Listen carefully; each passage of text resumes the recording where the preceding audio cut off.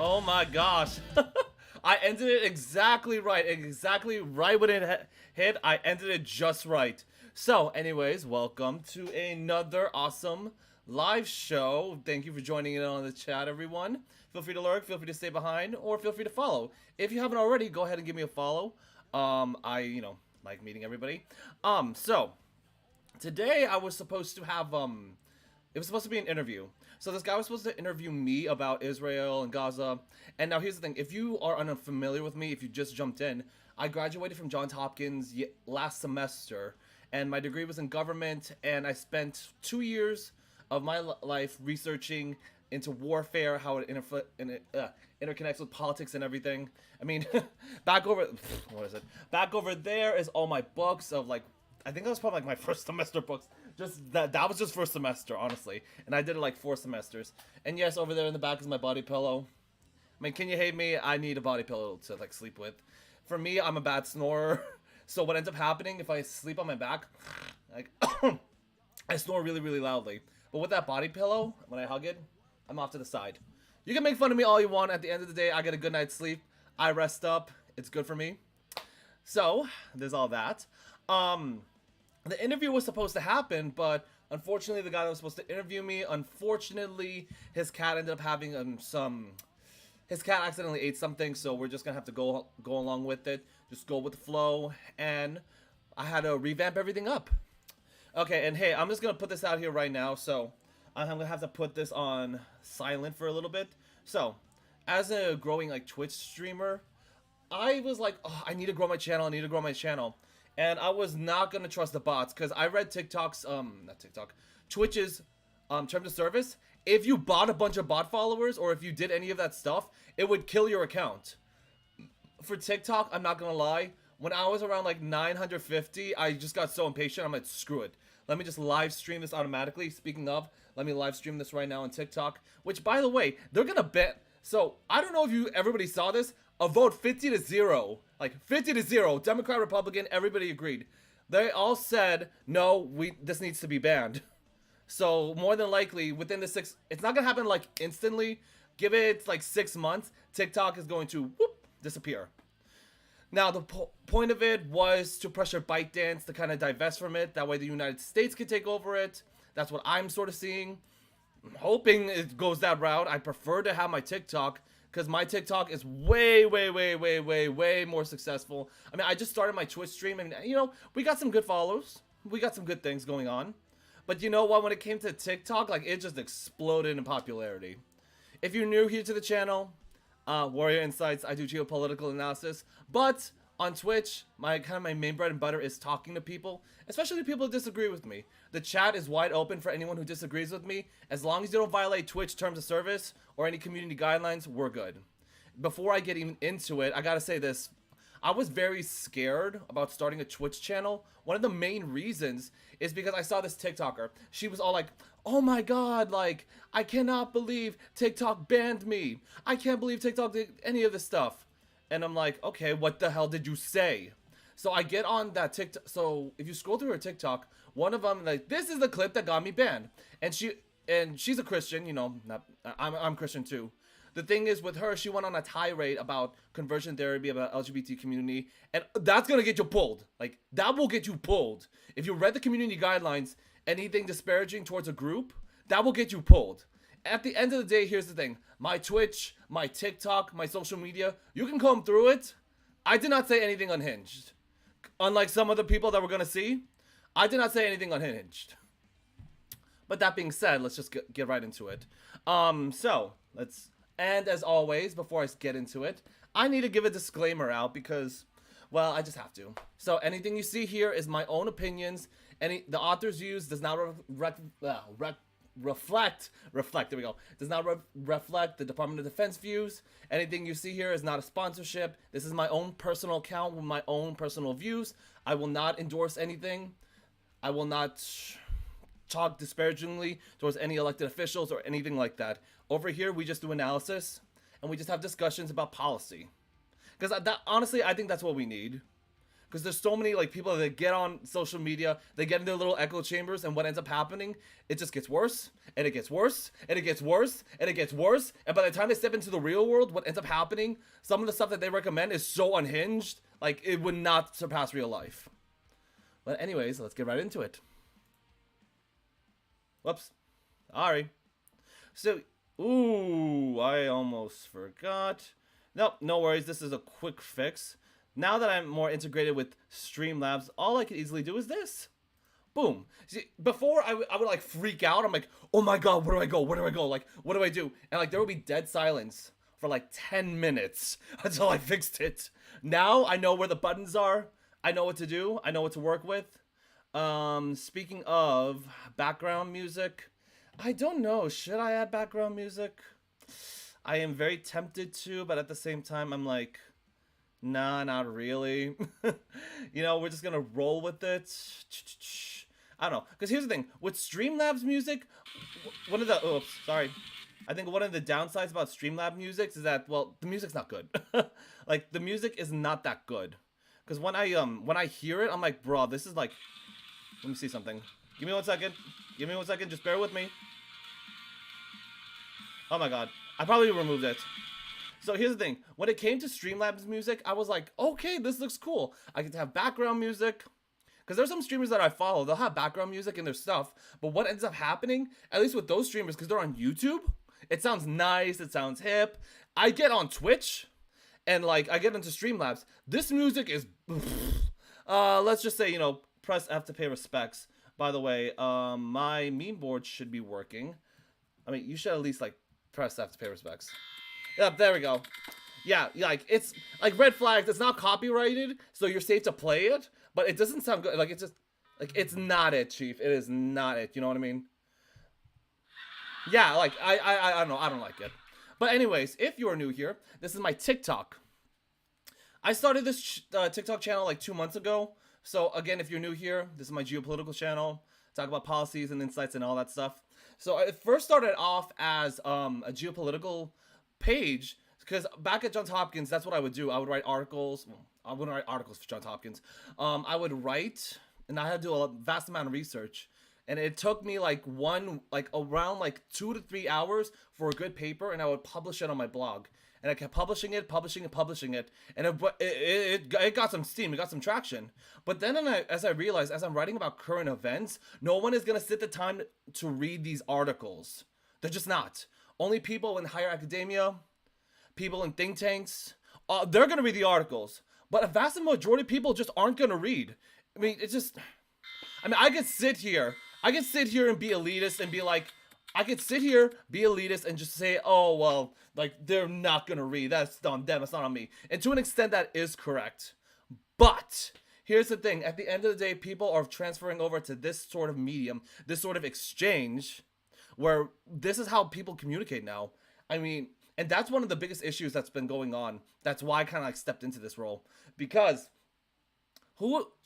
while there is good information in articles, in books... Most people are digesting Twitch and TikTok for their information. Now, some of the information I've seen on TikTok and I've seen on Twitch is a little unhinged. I've said this in multiple streams. The person that is most unhinged on social media will go far. Like, what is it? I know the one thing that I did not like about TikTok is that if you're pro-Palestinian, like, it'll show you, like, you know, unfortunately, war crimes.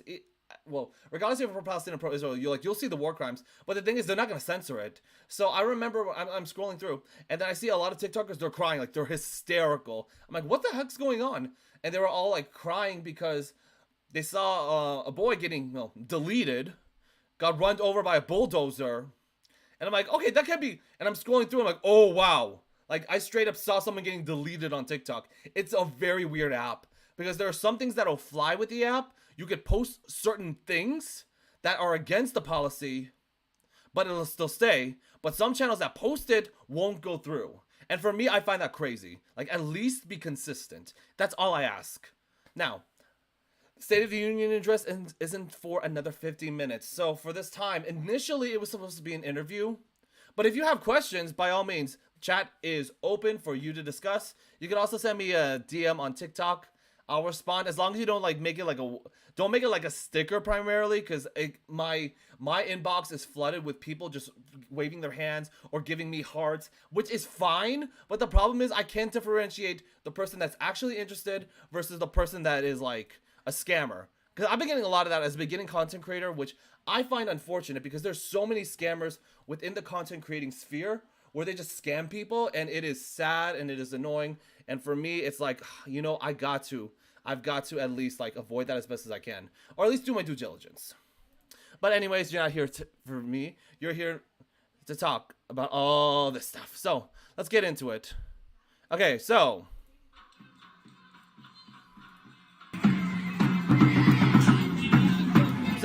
protesters launched bloody baby dolls at the White House. This is from Code Pink. U.S. bombs have deleted over 10,000 kids in Gaza. So, right now in the March for Gaza... Oh, wait, no, this is old. Whoops. Alright, this is old, but you know what? I mean, here's the thing. This activist tactic was taken from the LGBT movement during the AIDS crisis. I think this is kind of reminiscent to the ash throw. So, if you're unfamiliar with what the ash throw was, is that a lot of activists, in an attempt to raise awareness, would throw the ashes over the lawn in an attempt to get them to start talking. I've even seen some reports where they try to throw actual corpses through. Over here, I would say, and I would argue, feel free to disagree with me, I would argue that it doesn't really work now because we have social media, because we have activists talking. Like the average person can go on their iPad, they can go on their phone, and then they can see it for themselves. They have access to the entire information about the war. What's crazy is that you have access. Google Scholar is something I recommend. If you don't want to pay for books, that's fine. Google Scholar, JSTOR, I mean, you do have to pay for them. But I mean, I would recommend at least that. That is at least the most freest open source intelligence if you want to learn more. But yeah, I mean, just stuff like this. Here's the thing that I'm starting to learn and realize analyzing all these activist movements. There's a difference between activism and there's a difference between performance activism. The two are starting to become conflated with one another. That's what I'm starting to notice. Where you have a lot of individuals, and here's the thing, you cannot differentiate, it's impossible now, regardless of whatever movement it is, it's impossible to differentiate those that are actually fighting for change versus those that wants their clicks, their comments, their validations, their followers, and the cash. Because let's be real, I'll be honest with you, even in, like, I can criticize the Palestinian movement, but I can also criticize the conservative movement. Because the conservative movement in America has so many grifters. It is ridiculous. Following, like, 2016 after Trump, I'd say about, like, a good amount of conservative influencers that came out, they're all in it for the money. Like, let's just be real here. Like, I'll give you an example. I don't want to give examples. I am not starting anything yet, okay? I just started my channel. I don't need any beef just yet. Now, when I get a little bit bigger, that's when the beef comes in. That's when the beef will come in, but right now, no. And speaking of, ladies and gentlemen, I just want to I just want to thank everyone here for one reason and one reason alone, because if we go over to my Twitch account... Okay, I need to mute it because what's going to end up happening is going to cross over. But my Twitch account has 24 followers. I am so happy about that. I am so happy. So when I first started out, I started off like a week ago. And I was like, oh my god, I have like 24 followers. That is crazy. I have a lot of viewers on here where normally I didn't. And it's like, oh, this is exciting. This is exhilarating for me. So... to anyone starting out in regards to content creating, like, do not get discouraged. Like, just keep going. Here, I just want to show you, just as a tangent. Like, I always like doing tangents. I like doing little chasers before we drink the big stuff. I mean, my first stream was not that good. Like, no music, no liveliness. The audio was horrible. It was just, like, awkwardness. But as you notice, I'm getting better, and it was getting better, and it was getting better, and it was getting better. And now it's getting better now. I think, like, the biggest adjustment that I have made so far is this little mic over here, which is so cool. I invested in it. It's a blue one. I think it's like 89 bucks. It is so worth every single dollar. It is worth it because it's like, I want everyone here to have a good quality stream. I got a ZV-1F, cheap, quality's good. This is also cheap, quality is good. I mean, you don't have to go all out. Oh, and yeah, I obviously got my streaming lights in the back. Now, I am moving at the end of the month to a different location. And I'm gonna get better stream lights. I want to get like the octagon one. I've seen some streamers, what they'll do, they'll take the lights, they'll put it on the ceiling, and they'll put cotton balls on top, so it looks like clouds. I'm tempted to do that. I want to do that. I don't know if I'm gonna invest in the time, energy, and effort because I'm only gonna be there for a few months. But it's something I'm interested in, and it's something that I want you, my audience, to have, which I think is super awesome. Okay, so this guy has some very interesting takes. I personally disagree with him, but I want to see what he says. Oh, no, no. Okay, I'm sorry. I wish I could talk about this, but I can't. So, one of the reasons why I can't talk about it, Twitch terms of service and community guidelines will pull the stream if I even mention that. I had a dumb moment in my head. I apologize. Okay, this is interesting.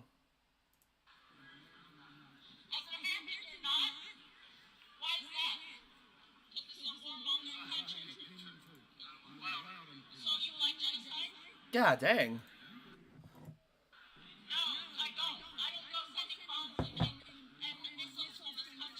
Where is the security?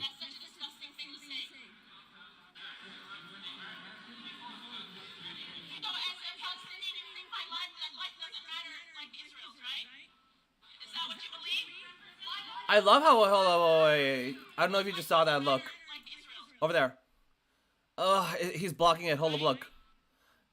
Yeah, you'll see some people have like Stand With Israel in the back. Oh, here, no, don't start yelling.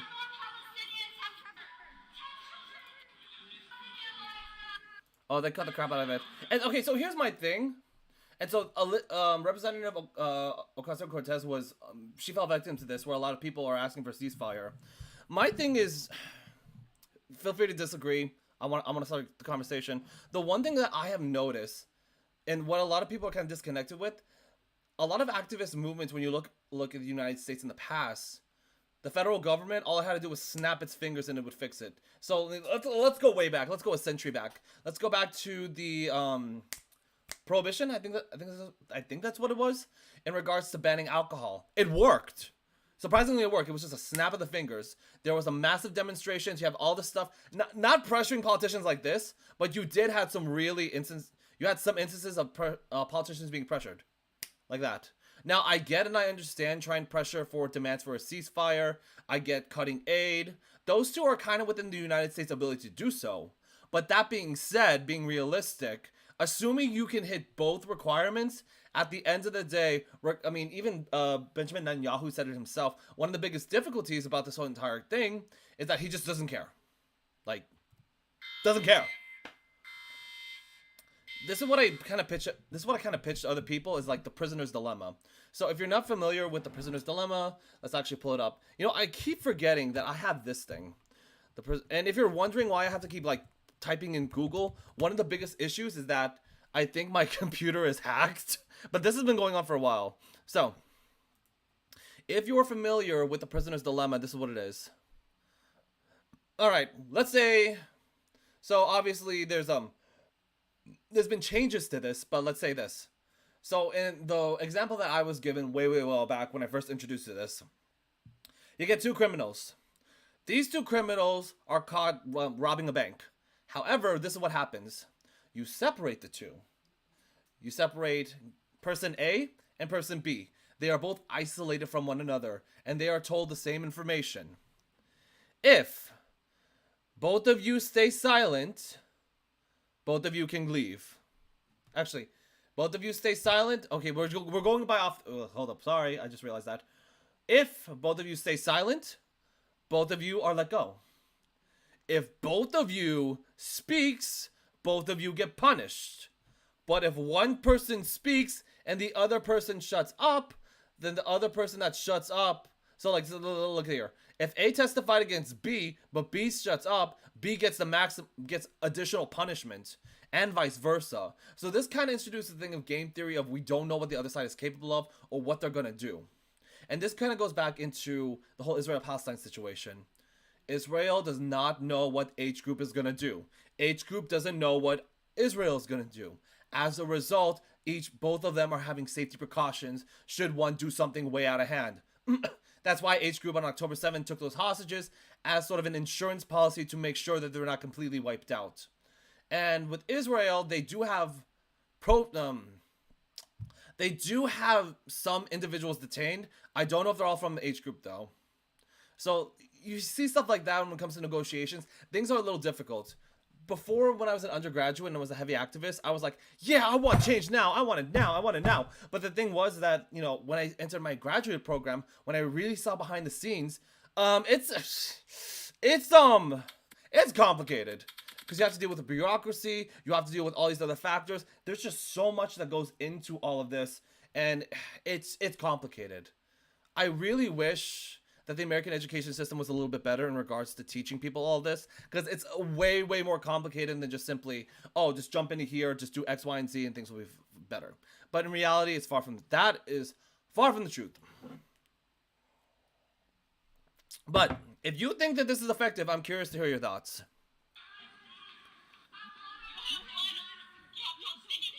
Did they take somebody else's TikTok? Oh, that's okay. That's lame. Come on now. At least, wait. Did they give him credit? At least give this person credit. Lame.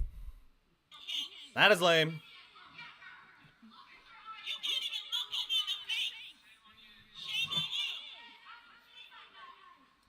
Okay, here's my thing. Who was it? They targeted a Republican representative. You targeted a Republican representative.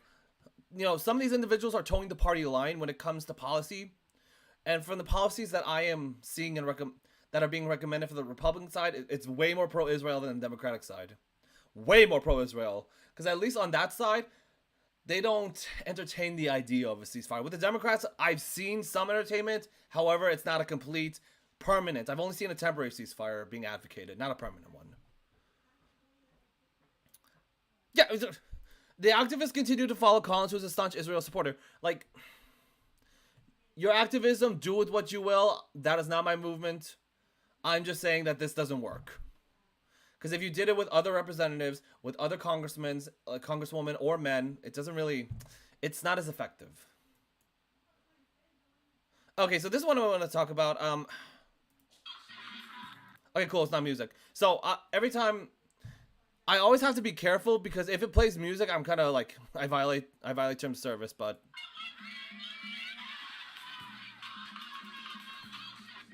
Okay, here's my thing.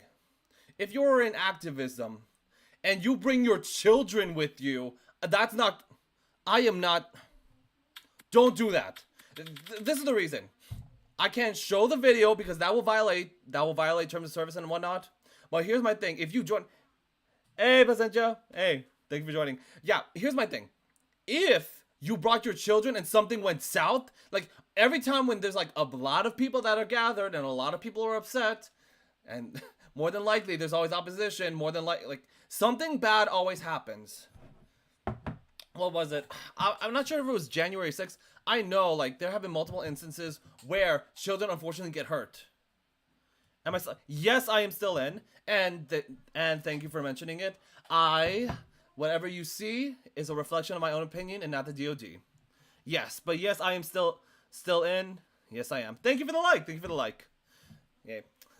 I will not, I think for TikTok, I do have to kind of put up that NPC thing where it's like, oh, thank you for the follow. Thank you for the like.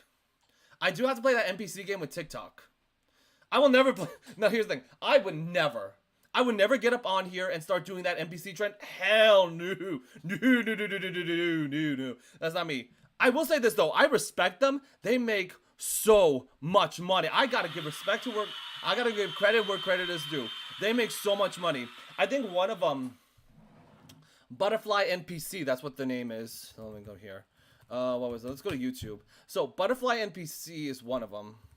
All he does is literally just find a corner stop. He puts the camera on there, and what ends up happening is, oh wait, oh this went viral. Hold up, wait. Take a look.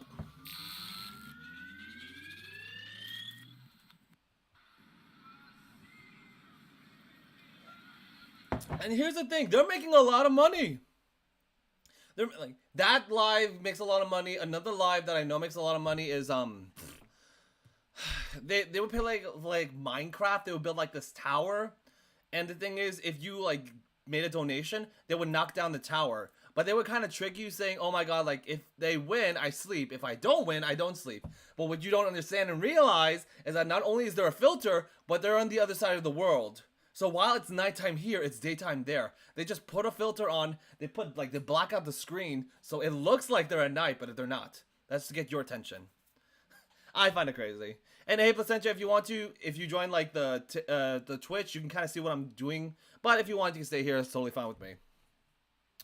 But yeah, please like just do not bring your children to these events because nothing good comes from it. Like no, like I don't have any children. I don't plan to at least later on. Like maybe like I'm 27 years old. I want to kind of like live it up a little bit. You know, I want to have some fun. I want to at least do that now. Like, let me put a disclaimer, okay? You know, let me just put a disclaimer. I am not shading anybody that has kids. That's not me. That's not what I'm doing. If you have children, they're a blessing. Great. I'm happy for you. For me, in my life, what I want to do, I cannot afford to have children at this stage of my life. Once I meet all my objectives and once I can realize, you know what? I think I've lived my life. I think I can kind of like settle down and that's it. Then you know what? That's when it is. But I'm not going to do it now because I do want to grow I do want to grow this account to the point where I think I can kind of make a living off of it. I hope I can make a living off of it. I know that's not common, but that's what I kind of want to do. I also got that super chat goal up here. So, and I've gotten some money off of TikTok, but it's not a lot. I have a super chat goal right up here. So, if you're on YouTube and you want to drop a super chat, it's right here. 6 days for $10. And so here's the thing. If you just jumped in on the stream, I'm a Geopolitical channel. We talk about politics on here. And I like having fun. And I like disagreeing. I love when people come up on this platform and disagree with me. It's the most exciting thing. Because now we can kind of go back and forth to feed off each other. And I will never be disrespectful. The only rule I have is do not violate Twitch terms of service. That's not good. You kill the fun when doing that. I know for TikTok, I have to keep cleaning. I had to like clean every time I do a live, and like I'm doing right now. I have to clean it out. I can't afford that. Not on Twitch, at least. Not on TikTok, at least. And I will say this. I am content farming at the moment. Well, I think that's what the correct term is called. So right now, currently, I am I'm going to stream at least the best I can every day to the point where once it's all up and ready to go, the agency that I'm working for is gonna look at my Twitch. They're gonna like take little clips and they're gonna push that content out so that more people can jump on Twitch, more people can jump on YouTube. And ladies and gentlemen, my force fears were confirmed as of today. TikTok is going to be pulled. So what do I mean? Now, it has not been TikTok. Now it's not gonna happen right now. Not gonna happen right now. But take a look at this. Oh, people are upset. Oh, I'm not surprised. Normally I kind of do like I recon and make sure that there's no paywall, but we're gonna find out if it does. Yeah, here's the thing. It was a unanimous vote, 50-0, like 50-0. They all do not want TikTok on here. Now the point is to pressure ByteDance to divest. From what it sounds like, the hope and goal is for another American company to take it over. Because there has been concerns. TikTok has access to so much things if you let it. For me, in my TikTok, what I do is I limit it. So it doesn't have access to all my photos. It doesn't have access to all my videos. And there is the paywall. It does not have access to my videos. It does not have access to my photos. Oh, no. It does not have access to any of that stuff. As a result, you can really come in here and like destroy the stream. Like, one of the craziest things that I saw when I started making money off of TikTok, it was like, oh, if you want to, you can link your bank account to TikTok so you can get some money. Oh, heck no, I'm not linking I will not link my bank account to TikTok or to any other social media platform that I'm making money off of. For one reason and one reason alone, if something were to happen, I'd be screwed. Like a DDoS attack, a cyber hacker attack, anything of the like would practically destroy me. and I'm not risking it. I got a lot of money in the bank. I got a lot of money in the bank. Let me just be real here. I don't live above my means. I make a decent amount of money. I do not want to be put in a precarious situation where, give me my second, where I am a successful streamer. You know, God willing, God willing, God willing. I am a successful streamer. I make the money. I link my bank account and it gets hacked. Oh my god. Oh my god. I would not be a hamper camper. We got an inbox. Another like. Okay. And yeah, I actually posted it on my TikTok too about this. 50 to 0. Both Republicans and Democrats don't want this. They want it divested. Now, I've heard some people be really, really upset over it for the sole purpose and reason being is because, it's like, well, Facebook can do it, Instagram can do it. Well, yes, they can, but they're American companies. The concern is that ByteDance is the problem. I think one of the biggest things that really did, concern me when I saw it was the fact that anything I say is a reflection of my own views and not a reflection on anyone else or the Department of Defense. They had a section called Mil Talk, where it's like if you wear a military uniform, it will push your account more. Oh my god, if I had a red flag guy, if you've seen that guy on like Instagram or TikTok, red flag guy, I just be waving the red flag. Because what a lot of people don't know and realize, they'll make like a TikTok, they'll do all that stuff, they'll put it down, they'll record it, they'll like do whatever, yeah. Okay, you have no idea what you might accidentally release in the background. You have no idea the information you might release. I'm like, ladies and gentlemen, just like, I don't know. I don't know, just like play that safe. Do not do any of that stuff. Just don't. I'm not going to do any of that stuff. No, that is a no-go. All right. Okay. All right, listen here. If you're new to the channel, this is what I'm going to say. I respect everybody's opinion. If you're pro-Palestine, that's cool with me. Pro-Israel, cool with me. If you're Republican, Democrat, Socialist, Conservative, Anarchist, I don't care. Your political leanings, your affiliations. You join my channel, you disagree with me, you are civil, we can be cool with it. You can come on my channel, we can talk about it. Now, what you're not gonna do is come up in here and act crazy. Like, we're not gonna have that. I'm gonna show you what I mean.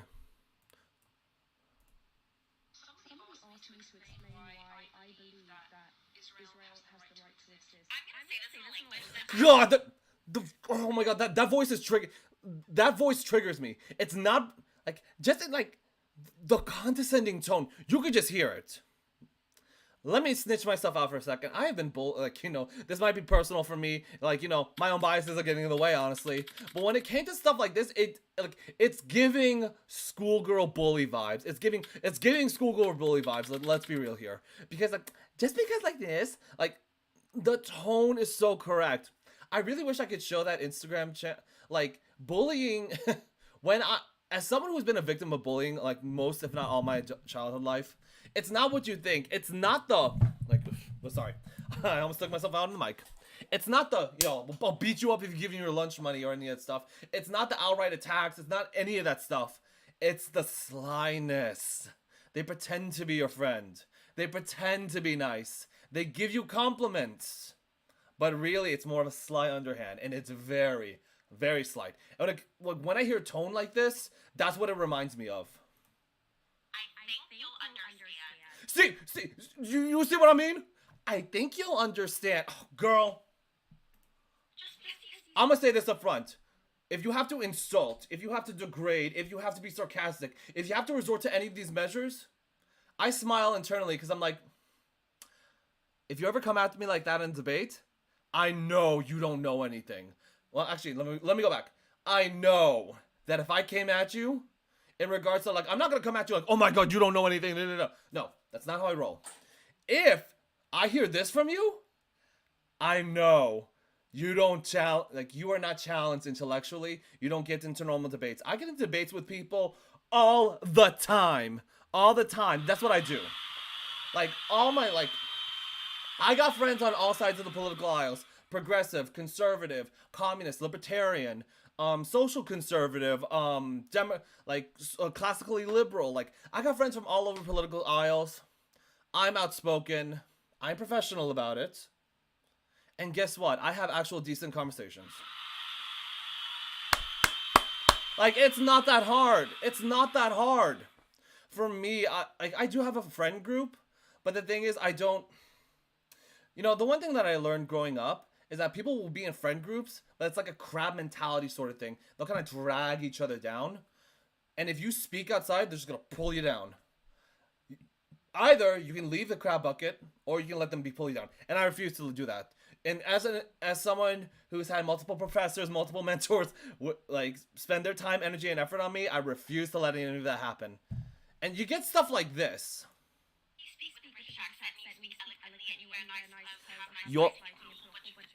Your British accent, darling, is horrible.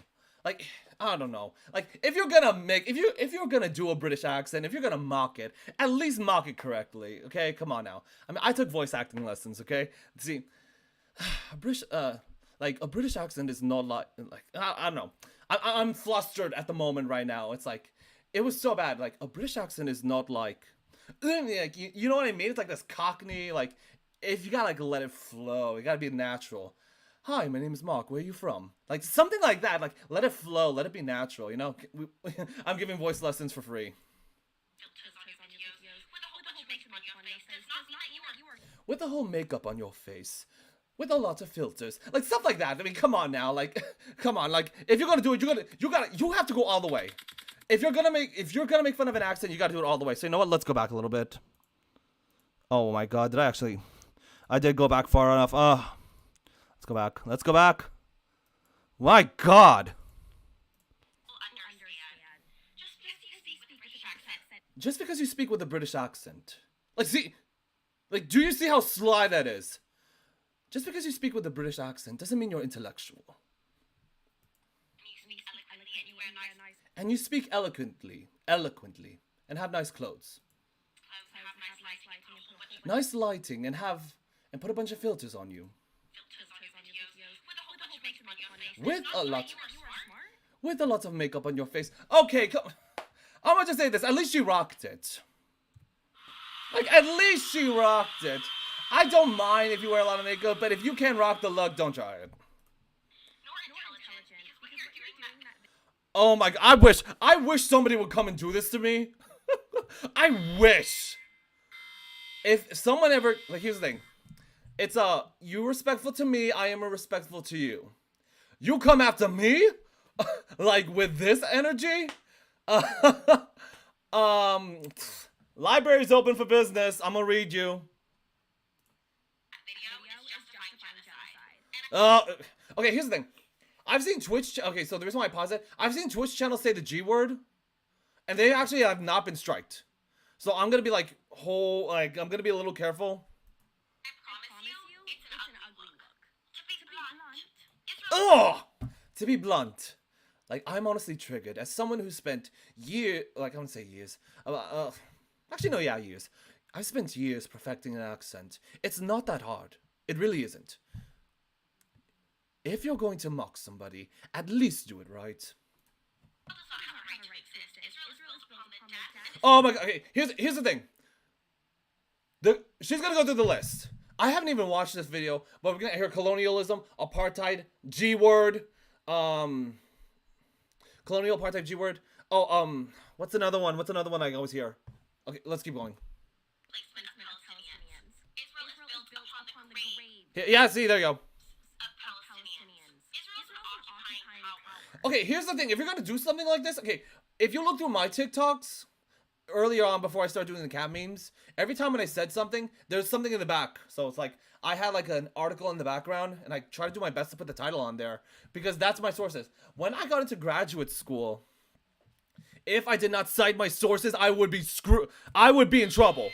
Like, that's not good. You cannot make a statement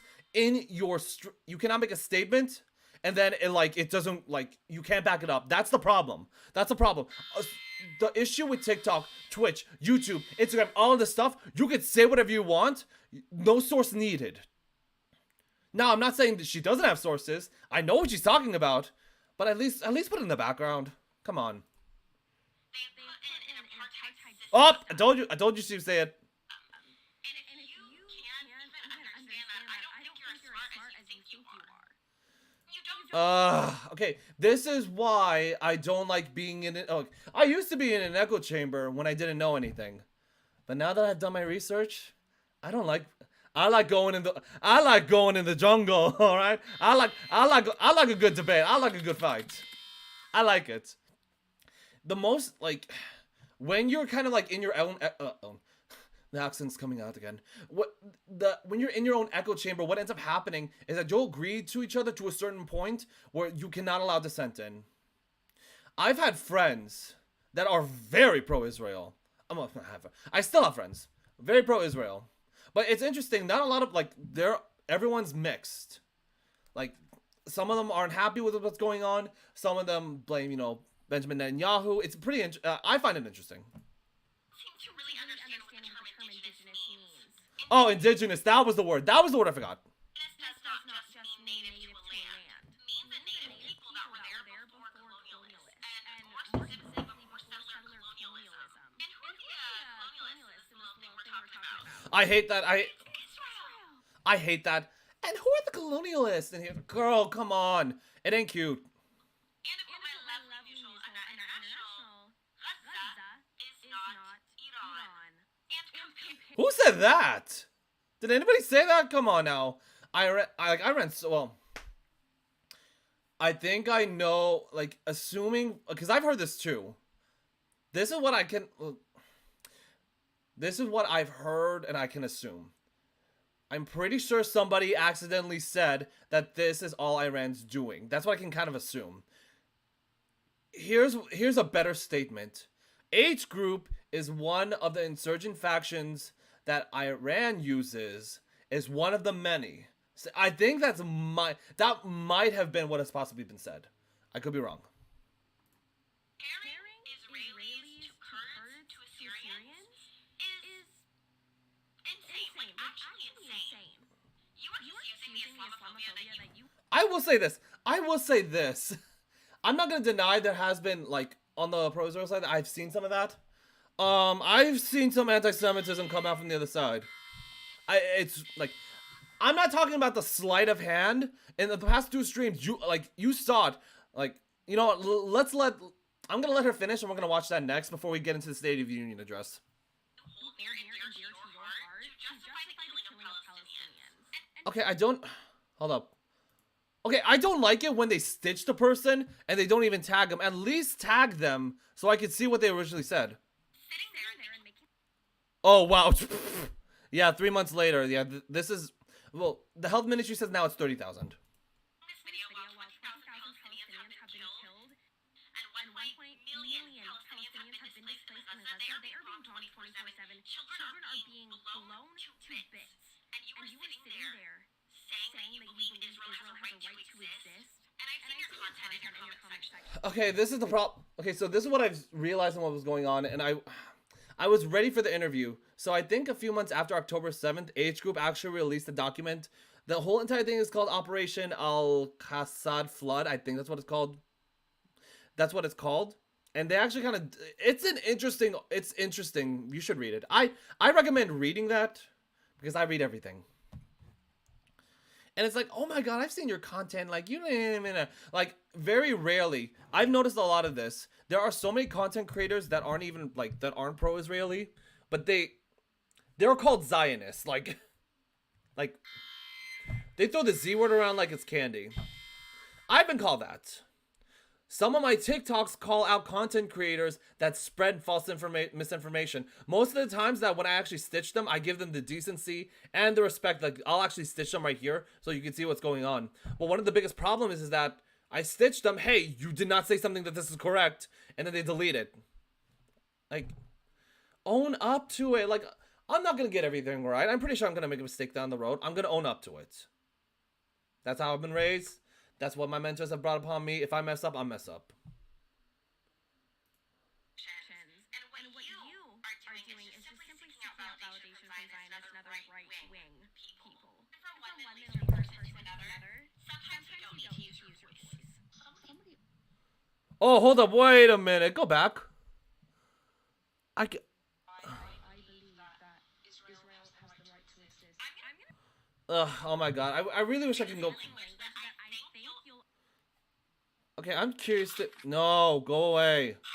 I don't like using TikTok on my laptop. It doesn't work. See, I'm super concerned because the second I click on something, it might violate terms of service. So I don't want to do that. Like I straight up had to. Oh, BDS by Boycott, Divest, Sanctions Movement. So they've been around for decades. One of the biggest problems, and I wrote about this in one of my earliest blogs, the list is ridiculously long. Like, I've seen some TikTokers, they make it as a joke, but it's honestly true. They're like, bro, there's so many companies. Which one are we gonna boycott? And it's like, it's true. Like, which one are you gonna boycott? There's a lot, in my opinion. I don't know, but this is her channel. So we have exactly like 13 more minutes until the State of the Union address. I have yet to talk about it. Again, I mean, you know, it's unfortunate. I was very prepared to get up on here and to explain, well, I'm gonna explain myself, to just talk about it, because that's honestly what I wanted to do. When I was doing my research for my thesis program, I wanted to get up on here and like, okay, I need to like, speaking is kind of my strong suit point. I'm gonna say this up front, chat. I would not be surprised if they got interrupted. Like, here's the thing. When you look at where the State of the Union address is being spread at, like, yeah, you're gonna have your politicians sit up here. That's where most of the cameras are. And sometimes you'll have them on the balcony. I have a very good feeling that on the top of the balcony, they're gonna try to interrupt it. I would not be surprised. Chat, let's be real. Who here thinks that they're gonna be interrupted? Because that's what I think. I think they're gonna be interrupted. I don't know. We'll see. We'll see. We will see. But I mentioned it before.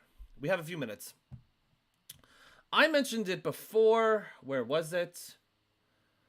The amount of anti-Semitism is crazy on here, on some of the things. So, oh my god, no, don't delete it. Where is it? Oh, yeah, here, look at this. Come look at this. Look at this. Okay, I want you to pause for 1 second and like just help me understand this.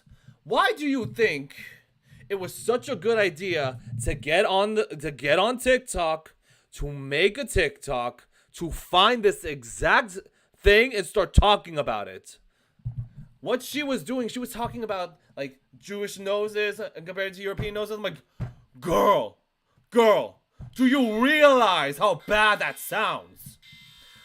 Again, this is why I don't like echo chambers, because I have friends that can actually kind of call me out if I'm like verging on the extreme side.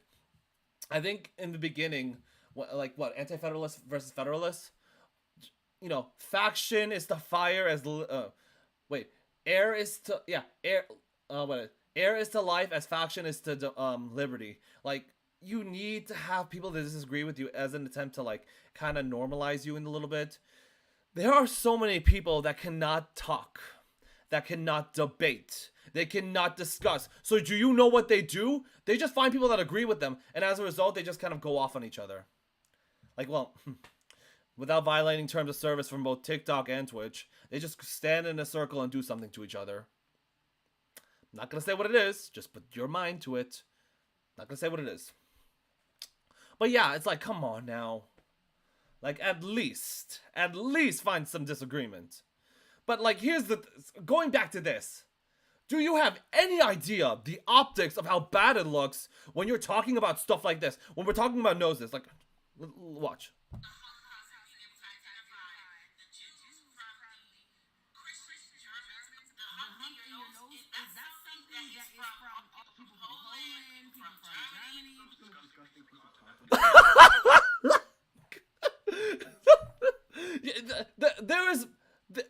It comes to a point where I can no longer like maintain the professionalism. I just gotta laugh.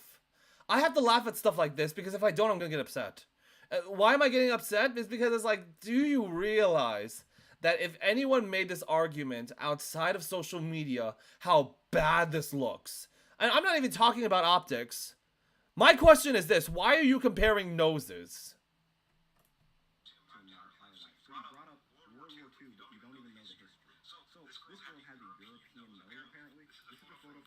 European? Do I have that? I don't think I do. No.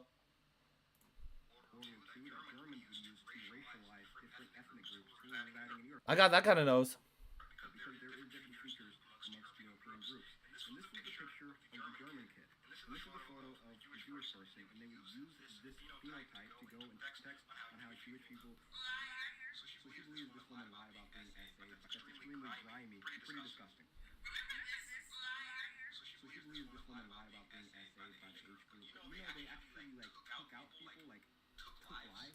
It's grimy, it's giving ratchet, it's giving anti-Semite, it's giving all that sort of thing. What the hell? Seriously? My thing is this. You know what? I mentioned it before, but we're gonna see this. Because I'm pretty sure TikTok is random. I am pretty sure it's still on there. I am pretty sure the original video is still there. Oh, we got multiple. Oh, which one's the... Yeah. Oh, yeah, here we go.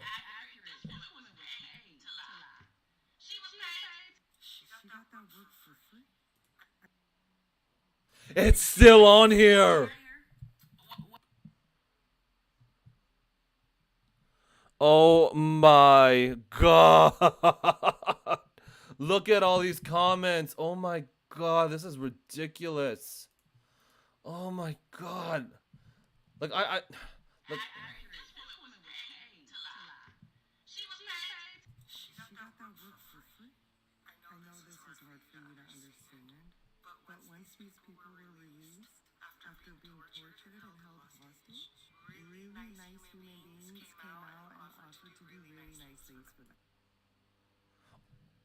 she was a hostage? Oh shit. Girl.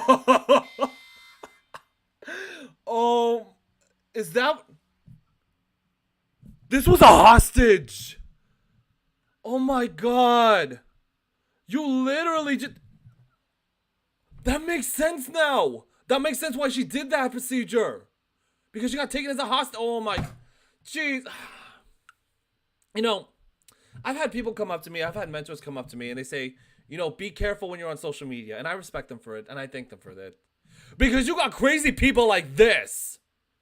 I'd never in a million years do something like this. Before I even uploaded TikTok, I watch it again and I fact check it and I fact check it and I fact check it. Now when I do the cat memes, it's easy because I look at accredited like news articles and news media sources and I just kind of like put it on there and I just put the cat on there. It saves me a buttload of time because honestly at this point in my life, like this point along my content creating journey, I am trying to wean out of TikTok because like my TikTok is growing. I don't need to do anything more. But the thing is like, oh my god, what the... Like, you are dumb. Like, can we just... Like, seriously. Rhodes, you on here? Hold up, wait. We still got time. I want to see my friends up here. Hold up. Like, oh no, I don't think he's on the stream. Oh my god, I need to get with him. I need to get with my friend. So he was gonna do the interview, and we were talking about this I think an hour before, and I was like, oh my god, like I mentioned this. I showed him the beginning of the video. I just now realized that was a hostage. Whoa, that is spicy. That is interesting. Like you're gonna call her a liar? Oh my god. No wonder people do not download this app. Like people like TikTok. Let's just be real. I'm a little flustered right now. Let me just calm down. Let me just go down a little bit. TikTok, like social media in general, puts you in an echo chamber. So way back then, like right after college, I got into running a lot. I was doing like races, marathons, like you name it, I did it. I was like, actually no, I was doing racing. So I was doing like 5K, 10K, marathon. I did an ultra marathon and did not train. That was a dumb idea. Because I was doing a lot of these runs, what would end up happening is that my social media was catering content towards that. What is going on now is that if you are a progressive, Democrat, whatever you identify or align yourself with, it's going to show you content based off of that. Because some of these people, and I mentioned it before, are grifters. They kind of want the money off of it. So it kind of starts this endless feedback loop of you're only exposed. And I was a victim of this. Like, let me just be real. Let me be honest with you. When I first started into political activism, I was like stuck in this echo chamber. It wasn't until I started getting active, starting going out more, not using social media is not real. One of my friends that I'm close with, and we have disagreements most of the time. He said, "You know what? Social media is not real. None of this is real." And it didn't make sense up until now. Like, all of this ain't real. Like, I cannot imagine her getting in front of a live audience and openly talking about this and just like, oh my god. You know? What was it? Queers for Palestine. There was a video of another Palestinian activist. She was upset. She was very, very upset because someone who was queer got on stage and started speaking about his experiences, and people in the audience were visibly uncomfortable. Like, what do you think was gonna happen? All that Queers for Palestine stuff, that might work on social media, but in real life, it doesn't. There's a lot of cultural differences. When I came talking about Aaron, what was it? No, he doesn't like me, unfortunately, because he thinks I'm a Z word. But so this is my most viral video, viral in my standards so far. 29,500 views. So with this video, I basically said Aaron Bushnell's not a hero. This was performance activism. And within the video, and I was doing my research for it, it was interesting. On the Taliban Twitter page, the Taliban's own Twitter page, people, like, they mentioned something about Aaron Bushnell. There are comments underneath from Palestinians that were very, very upset. Not because he committed, he deleted himself. Because he deleted himself, they were very upset because you committed this under our name. This goes against their ethos. This goes against our values. What is wrong with you? I feel that there's a disconnect between activists in the West and what's going on in real life. That's what I personally believe. All right, so we have 2 more minutes to the State of Union address. So I'm going to go warm up some tea. I'm going to get this playing. I do not want to do a Chairgate situation, so here's what I'm going to do. We are going to be back within 2 minutes. I'm going to get my tea. We're going to get ready, and we're going to watch the State of the Union address. So I'll be right back.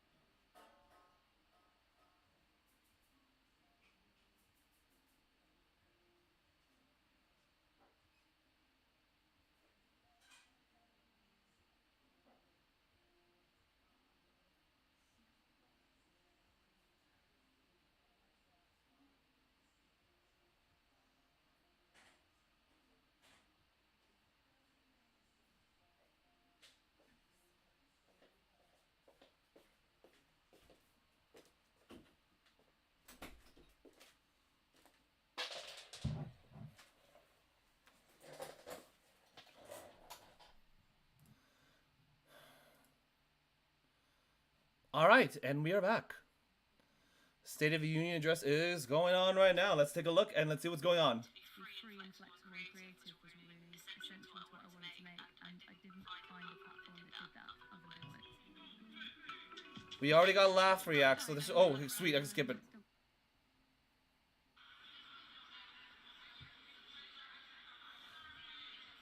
So while that is going on, I'm going to be writing notes, actually. I'm gonna have it right here. We got our tea.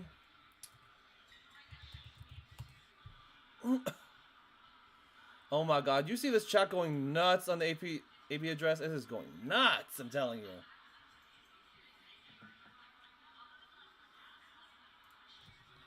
I'm gonna get my TikTok live ready.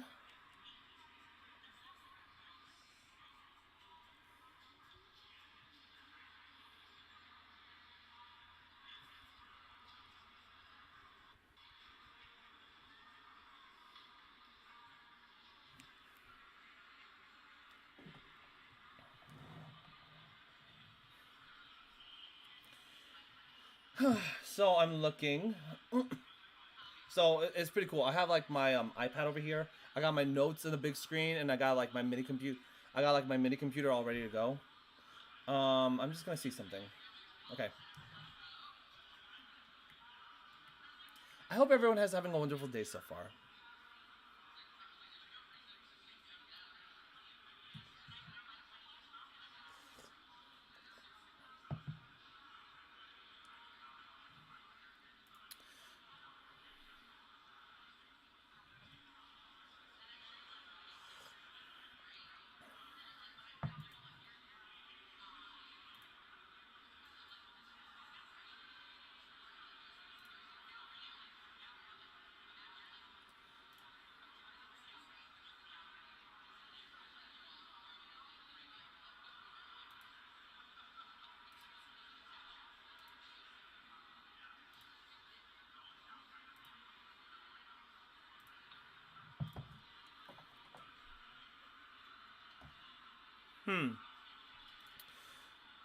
Damn, just look at all this. You know, the State of the Union is like, it's testing, testing, testing. What is going on? What is going on with my mic? Is my mic working? Hold up. Is my mic working? Hold up. Yes, it is. It's just that the thing is lagging. Lagging, but we will work with it. You know, I was set. I was ready to go, ready to stream.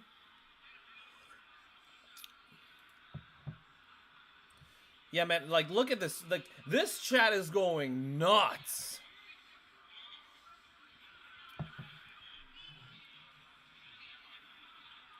I'm sure I did.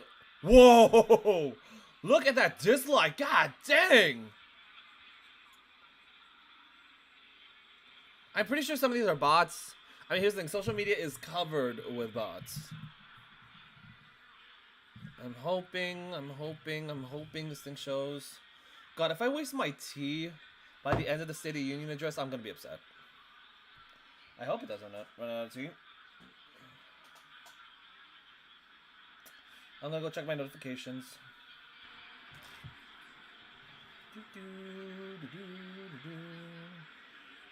People are just liking stuff, okay.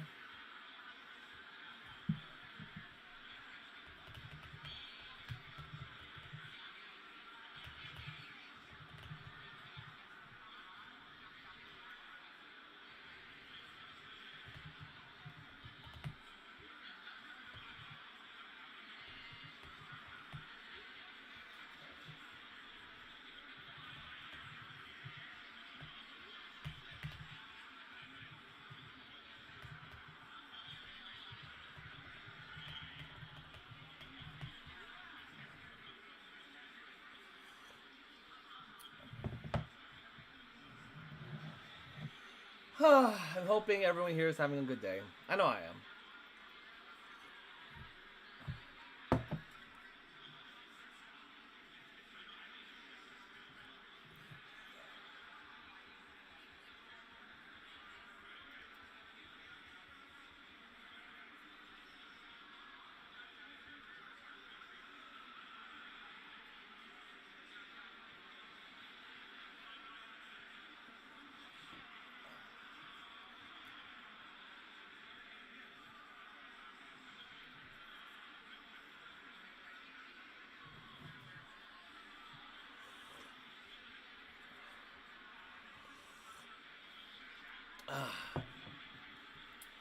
I'm gonna take this time right now. Until I start seeing some action. I mean, we're just gonna sit here and we're just gonna talk for a little bit. I'm gonna reach out to some of the places. I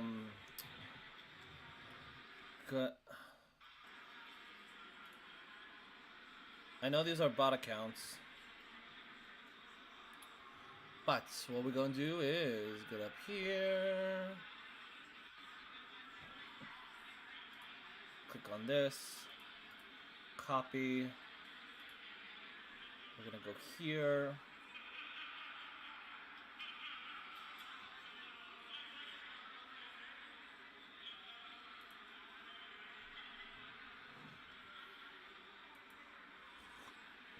I'm having like a Twitchception moment where like I'm watching it on my laptop and I'm also watching it here as well. Yeah, that is weird.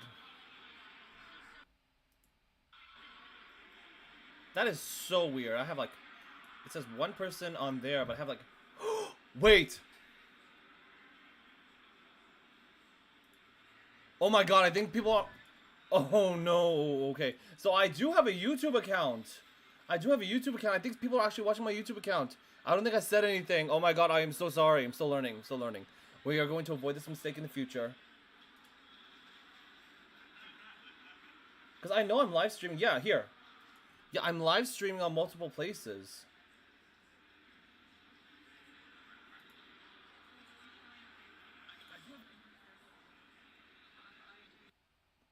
I mean, the goal and the hope. I mean, for me, it's like I do have Twitch, but YouTube is kind of like my backup. Because I don't want anything bad happening to my YouTube. No, my Twitch, but in the event something happens, all I gotta do is move on over. Although I will say with the multi-streaming thing, what ends up happening when I multi-stream is that the quality on Twitch is pretty good. The quality on TikTok's okay, but the quality on YouTube is not that good. It's not that good.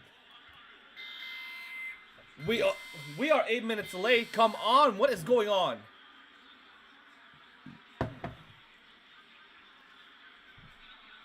What is up with this chat? It's like, you know, I don't want to be the super big streamer, but I don't want to be a streamer to the point where like my comment sections are so blowing up to the point where like I'm like, what the hell? Come on.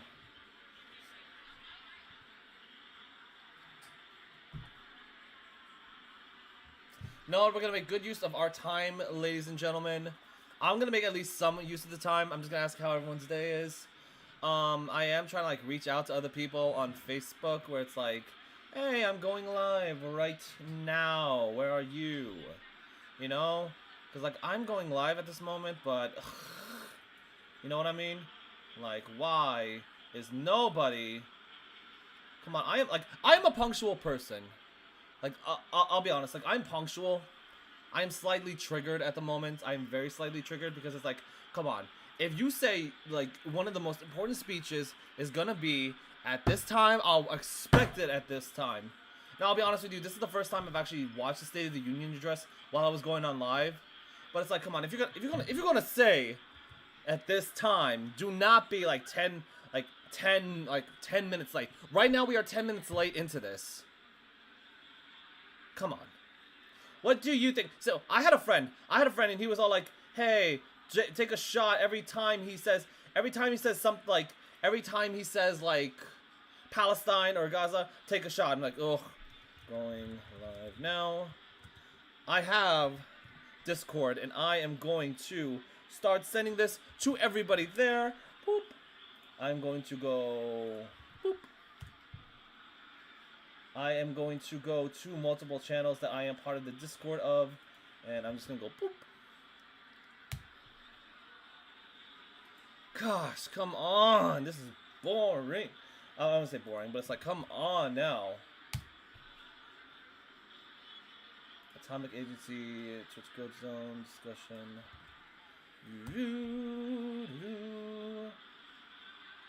And we got a bot. Stupid bot. General chat. Politics. Yeah, I know. I'm just waiting. I'm just waiting for something to kick off right now because right now, unfortunately, what's going on, I'm just kind of stuck here until somebody says something.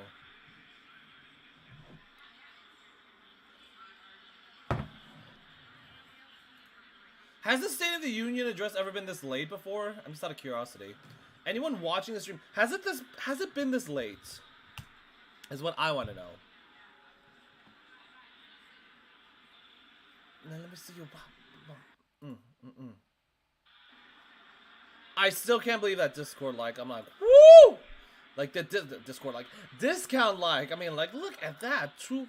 Like that is if that is a ratio I've ever seen it. And here's the thing, I'm pretty sure it's gonna get worse, and it's gonna get worse, and it's gonna get worse.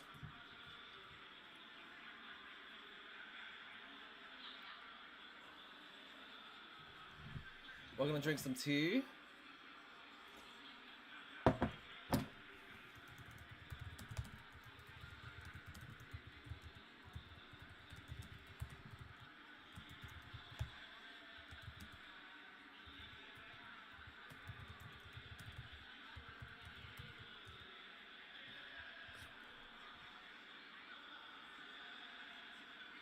And we're gonna copy. I think everybody right now is reacting to this, but it's like, oh. For me, I'm just trying to like I am trying to. Come on. Is this on loop? I hope this is not on loop. I'm gonna move my TikTok over here.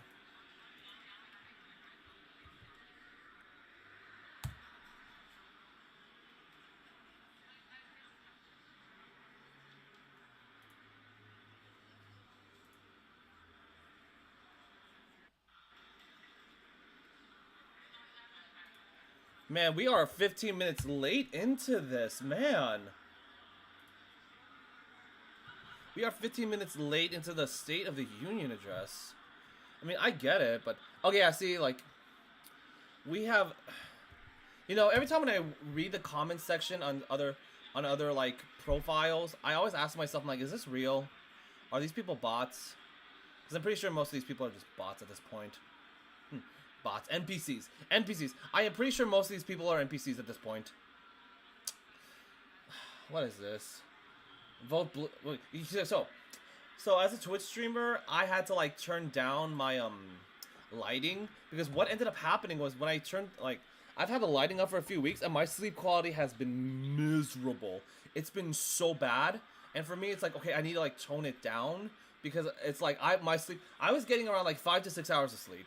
I was getting like 5 to 6 hours of sleep. Like I need to sleep. It's just not good. It just isn't. Always. And so like one of the things that I ended up learning and figuring out was because when I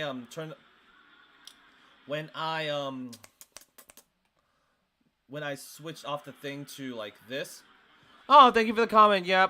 Yep. Thank you. Thank you for the comment. You know, it's interesting. It's interesting. I haven't said anything about it just yet. But what's so interesting is that like you'll have random accounts. They'll say Free Palestine, and then they'll blow up the page up with flags, and it's like, bro, I didn't even say anything yet. Or it's like it has nothing to do with Israel or Palestine, and they'll just blow it up with Palestinian flags. Those are bots. Some of them, I know a few of them are actually real. You know, like I saw a horrific accident where it's like, this is tragic, but it's also tragic that this is happening in Gaza. And it goes off on a tirade. It's like, god dang. Thank you for the flags, Ji Cheng. Okay, I see Palestine, I see America, and I think that's Cuba. Is that Cuba? It looks like Cuba. Let me know, because right now it's like I'm paying attention to like 5 different screens. I got my screen here, here. Oh, Puerto Rico. Is that where you're from? I'm curious to hear. I'm gonna say this up front. So I saw reports that they're gonna announce building a port in Gaza for humanitarian aid to go in by the United States. I'm curious to see if that's gonna be real. Okay, why do I think that? I have a hunch. I have a gut instinct that this is wrong. Oh, revert. What? Hey, I'm interested. Like, what do you mean by reverted? Like, reverted religion? Is that what you mean? Okay, let me look this up. State of the. They are super late. God dang. Oh, hold up. Okay, this one has a better view. Like, this one's gonna be in there. This report just dropped and showcases 70+ days. Oh, okay. No. Oh, wait. How do I say it? Assalamu alaikum? Yeah. Assalamu alaikum. Here we go. Oh, here we go. The President of the United States.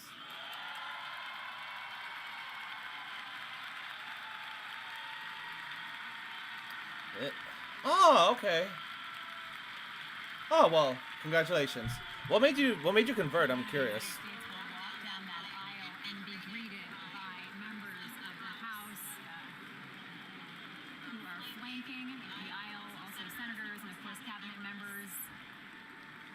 James, squeeze in for us who the designated survivor is. Answer the trivia question of the night, and then also reflect on what you're seeing from the president here. The Education Secretary, Miguel Cardona, is the only. Oh, is this gonna?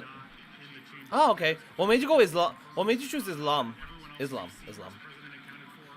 So were you like straight up Roman Catholic, continue to stay Roman Catholic, then you converted to Islam?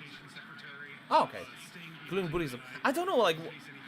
Okay, so what made you think Islam was the one for you? As we see the president, he's only made it about, what would you say, Rhonda, 3 feet inside the God dang, so 15 minutes late. Oh, come on.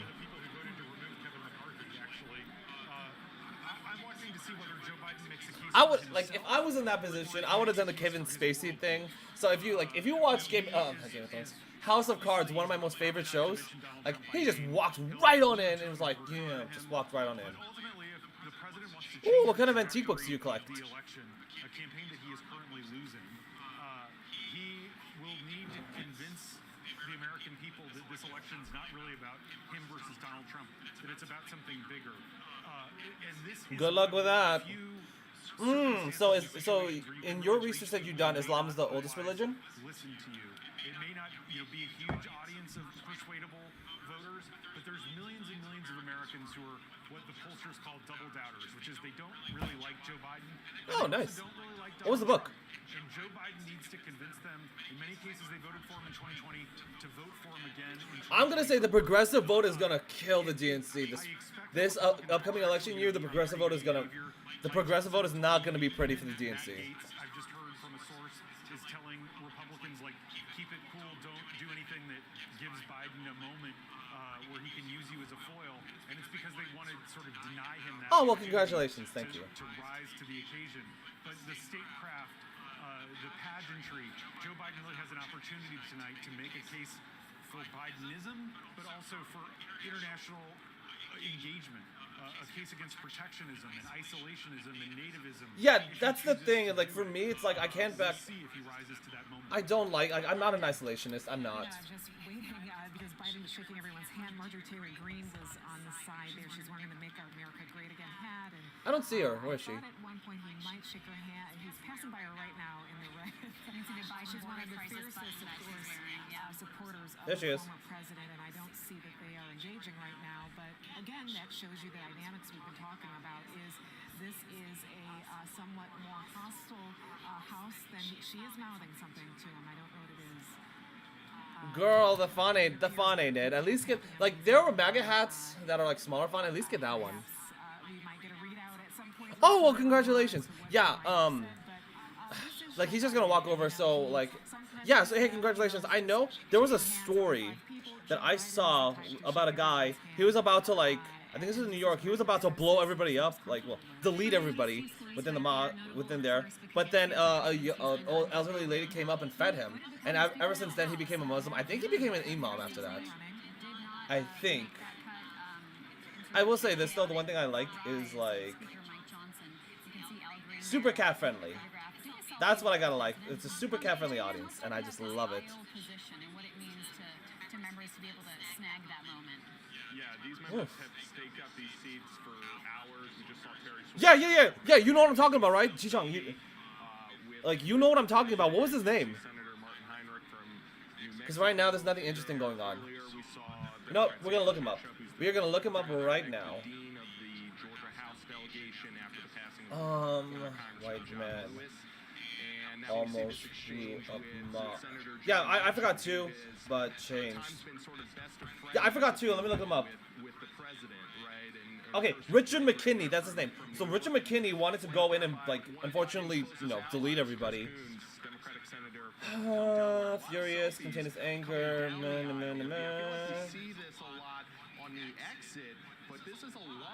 Come on. This is a very long procession into the chamber here for the president. Yeah, they do know he has a speech to give, right? Yeah, like seriously, had they not been kind to him, he would have went through with the mission, his mission. I'm going to talk to Ron in a moment about Senator Chris Coons, who she talked to earlier. But James, I want you to reflect on the way that Joe Biden handled Joe Manchin, because there was a lot of fury about Joe Manchin getting in the way of. Oh yeah, Bibi Barami, she was the one. Earlier in the Biden administration, She played a huge role in his conversion. Joe Biden took a different tactic. What do you know about the president and how he operates that way? Well, it's interesting because Yeah, I know a lot of people are converting to Islam. Like, it's interesting, in the West, Christianity is, like, on decline. Islam is slowly on the uprise, but in general, individuals that are identifying as non-religious are really climbing up in the West. Yeah, outside of America, outside of, like, America and Europe, other countries, Islam is doing way better than other religions. say the chief of staff for others, and Democrats were angry at Manchin. The crowd is chanting for more years there, but Democrats are angry at Manchin, but now Republicans are certain to pick up his Senate seat as he doesn't run for re-election, and they have a 51. Oh, he's crossing the Supreme Court justices. Okay, I think we're almost there. What time is it over there? 9:23. Damn.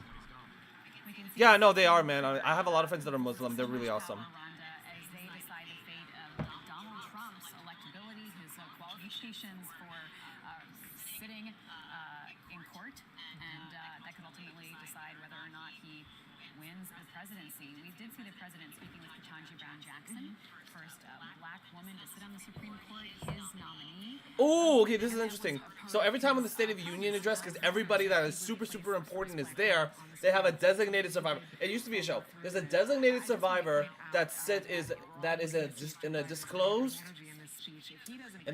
location. If anything were to happen, that person can act as the president of the United States. So today, for this State of the Union address, it is Miguel Cardona is the designated survivor. There was a show about designated survivor. It was really cool. I didn't watch it. Like, I didn't watch it. Sorry. And they do want to show a unified front.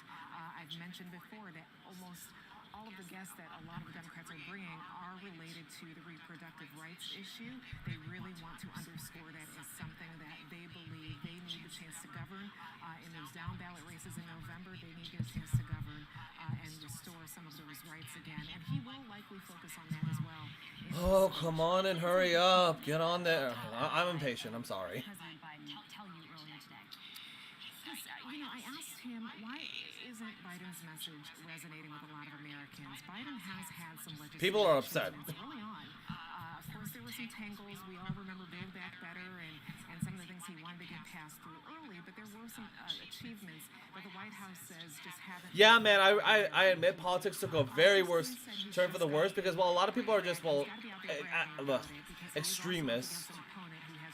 Okay, here we go. He's talking. That is what Democrats want to see more of the president do. Talk about the achievements, but they also know he's got to handle the border. He's got to handle. I would normally drink alcohol for something like this, but I think we're going to stick with tea. See what the Washington Post will have live coverage after the president's speech. Hi, welcome. Thank you for joining the chat. I will say this about Islam.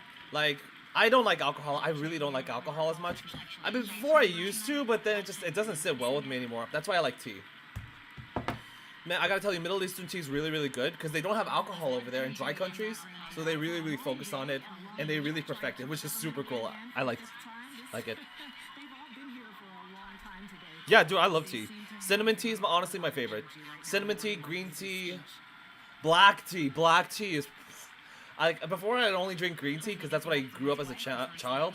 But then when I tried it, woo! Surrounded by people who are there with meaning and purpose to represent priorities, goals, Apple cinnamon, yeah, you know what's up. You know what's up. This White House. All right, here we go.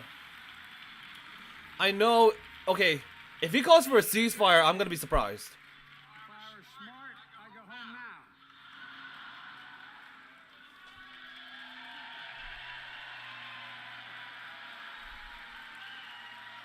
Come on. Mr. Speaker, Madam Vice President, members of Congress, my fellow Americans.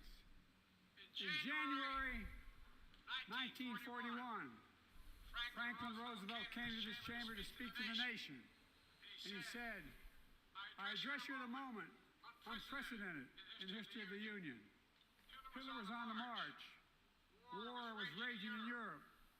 President Roosevelt's I like that little hand that came in. and alert the American people that this was no ordinary time.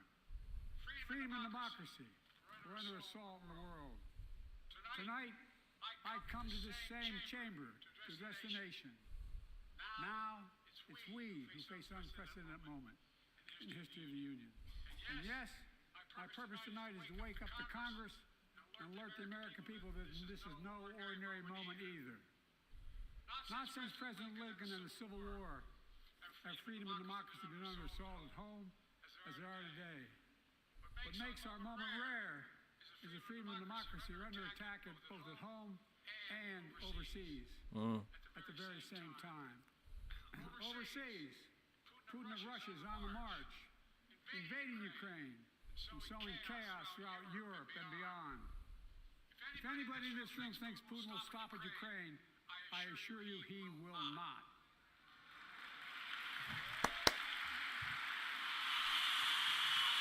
Okay, is this part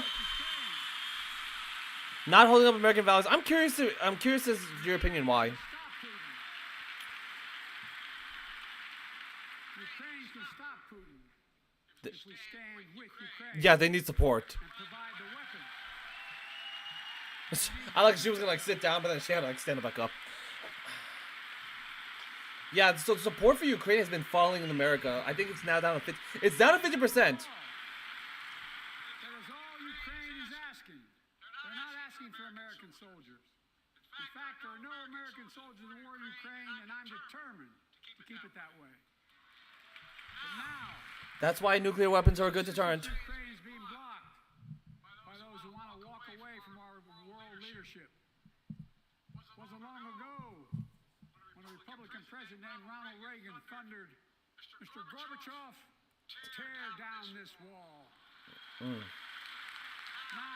You know, I think it's crazy a lot. Like, I wasn't there. Like, I was born in 1996. I think it's crazy that some of the people that are in there were still alive when that happened. now my predecessor, a former Republican president. Yeah, I know Zelensky used to be a comedian. It's crazy. Like, a lot of our former arts, like very famous politicians, used to be in the arts. A former president What? actually said that bowing down to a Russian leader. Oh, I think it's outrageous. here we go. It's dangerous and it's unacceptable.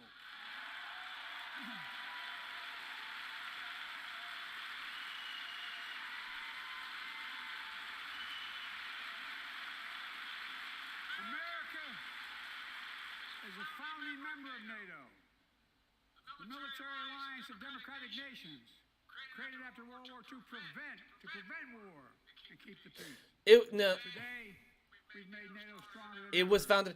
It was founded the alliance. to prevent, like, it was like a. And just this morning, It was because the Soviet Union was expanding. Sweden officially joined, and their minister is here tonight. Yeah, that just happened today.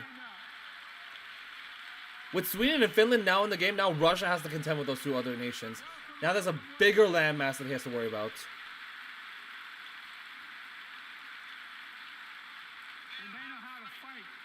Okay, I could like Mr. Prime No, Minister, whatever. welcome to NATO, the strongest military alliance the world has ever seen. I say this to Congress, we have to stand up to Putin. Send me a bipartisan national security bill. History is literally watching. History is watching. If the United States walks away, it will put Ukraine at risk. He's right. Europe is at risk. The free world will be at risk. Emboldening It's others not gonna be good if America pulls out. to do us harm. My message to President Putin, who I've known for a long time, is simple. We will not walk away. I kind of feel bad because they have to keep on going up and going down, going up, going down, going up, going down. We will not bow down. Are they? Is that an American flag? I will not bow down. In a literal sense, history is watching. History is watching. Just like history watched 3 years ago on January 6th. Here we go. When insurrectionists stormed this very Capitol and placed a dagger to the throat of American democracy. Many of you are here on that Fun dark fact: day. Trump did not pardon those We people. all saw with our own eyes. The insurrectionists were not patriots. They'd come to stop the peaceful transfer of power. I want to see what he's going to say about Palestine. That's going to be interesting. January 6th lies about the 2020 election and the plots to steal the election posed a gravest threat to U.S. democracy since the Civil War. But they failed. America stood. Oh yeah, the Speaker of the House is Republican. That's why he's sitting down. It's like he's visibly the guy's visibly uncomfortable. I just realized that. She prevailed. We must be honest.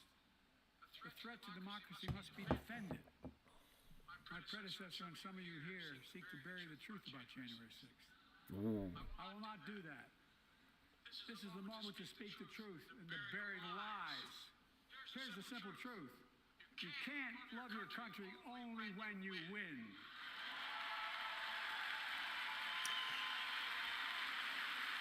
Yeah, all the Republicans are just sitting down. As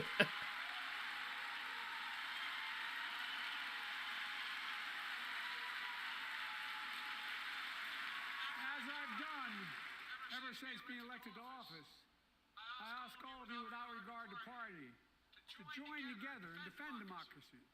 Remember your oath of office of defending against all threats, foreign and domestic. Respect. Respect free and fair elections. Restore trust in our institutions. And make clear political violence has absolutely no place in America. Zero place. Okay, I can't tell because I changed the filter. I think they're all wearing all white. Let me see. It's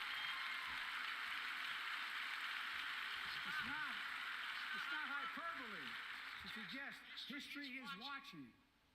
We're watching. Your children and grandchildren will read about this day and what we do. History is watching another assault on freedom. Joining us tonight is Latoya Beasley, a social worker in Birmingham, Alabama. 14 months ago, she and her husband welcomed a baby girl thanks to the miracle of IVF. She scheduled treatments to have that second child. The Alabama Supreme Court shut down IVF treatments across the state, unleashed by a Supreme Court decision overturning Roe v. Wade. She was told her dream would have to wait, but her family got through should never have happened. Unless Congress acts, it could happen again. So tonight, I'm not familiar with IVF. I should look it up. families like hers, to my friends across the aisle, don't keep this waiting any longer. Guarantee the right. Well, you can clearly tell what side is Democratic, what side is Republican. Guarantee it nationwide. No, I'm curious. Let me look this up.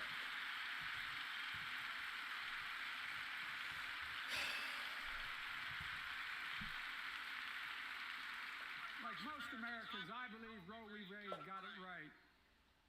I thank Vice President Harris for being an incredible leader defending reproductive freedom. I don't think. Here's the thing. If he says anything about Palestine, I'm gonna be shocked. Because here's the thing. If he says anything, it's gonna be a little lit in the chat. My predecessor came to office. Lit in the chat. Lit in the halls. He's the reason it was overturned, and he brags about it. Look at the chaos Oh my that god. has resulted. Joining us tonight is Kate Cox, the wife and mother from Dallas. Well, obviously he's gonna use this to like propagate his campaign because it's not performing well. But her own life and her ability to have children in the future. Hey G, I know you're very pro-Palestinian. Hey, everyone here, I respect it. Because Texas law Is what it is. Like, let me just. We'll talk about it when he talks about it. to get what she needed. What her family got through should have never happened as well. But it's happening in too many others. There are state laws banning the freedom to choose. Yeah, a lot of people have to like leave the state. That's crazy. Forcing survivors of rape and incest to leave their states to get the treatment they need. You know, prior to Roe v. Many of you in this chamber and my Uh-oh. predecessor are promising to pass a national ban on reproductive freedom. My God, what freedom else would you take away? Oh, but that's Marjorie Taylor Greene. She booed him. The decision to overturn Roe v. Wade, the Supreme Court majority wrote the following. And with all due respect, justices, women are not without electoral power. Electoral or political power. You're about to realize just how much you are without. I like how the justices have to sit there and be stoic.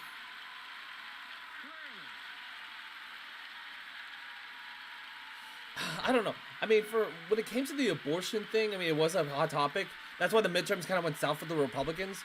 But in regards to now, it's not going to be that big of it. To my, what I'm aware, it's not going to be that much big of an issue. Hey, Ken, thank you for joining. But they found out when reproductive freedom was on the ballot, we won in 2022 and 2020. Okay, stay behind once this is done. We'll talk about it. Yeah, 2022 was bad for Republicans because after that Supreme Court decision, things went way south. You also had some Republicans freaking out because they were afraid that because Justice Clarence Thomas said, sorry. Send me a Congress that supports the right to choose. I promise you, I'll restore Roe v. Wade as the law of the land again. I don't think he could do that. I think I think he can make the recommendation to pass it up again in the Supreme Court, but I don't know if he could do that. Now, putting it up to a vote, that's something different. America cannot go back. I'm here tonight to show what I believe is the way forward.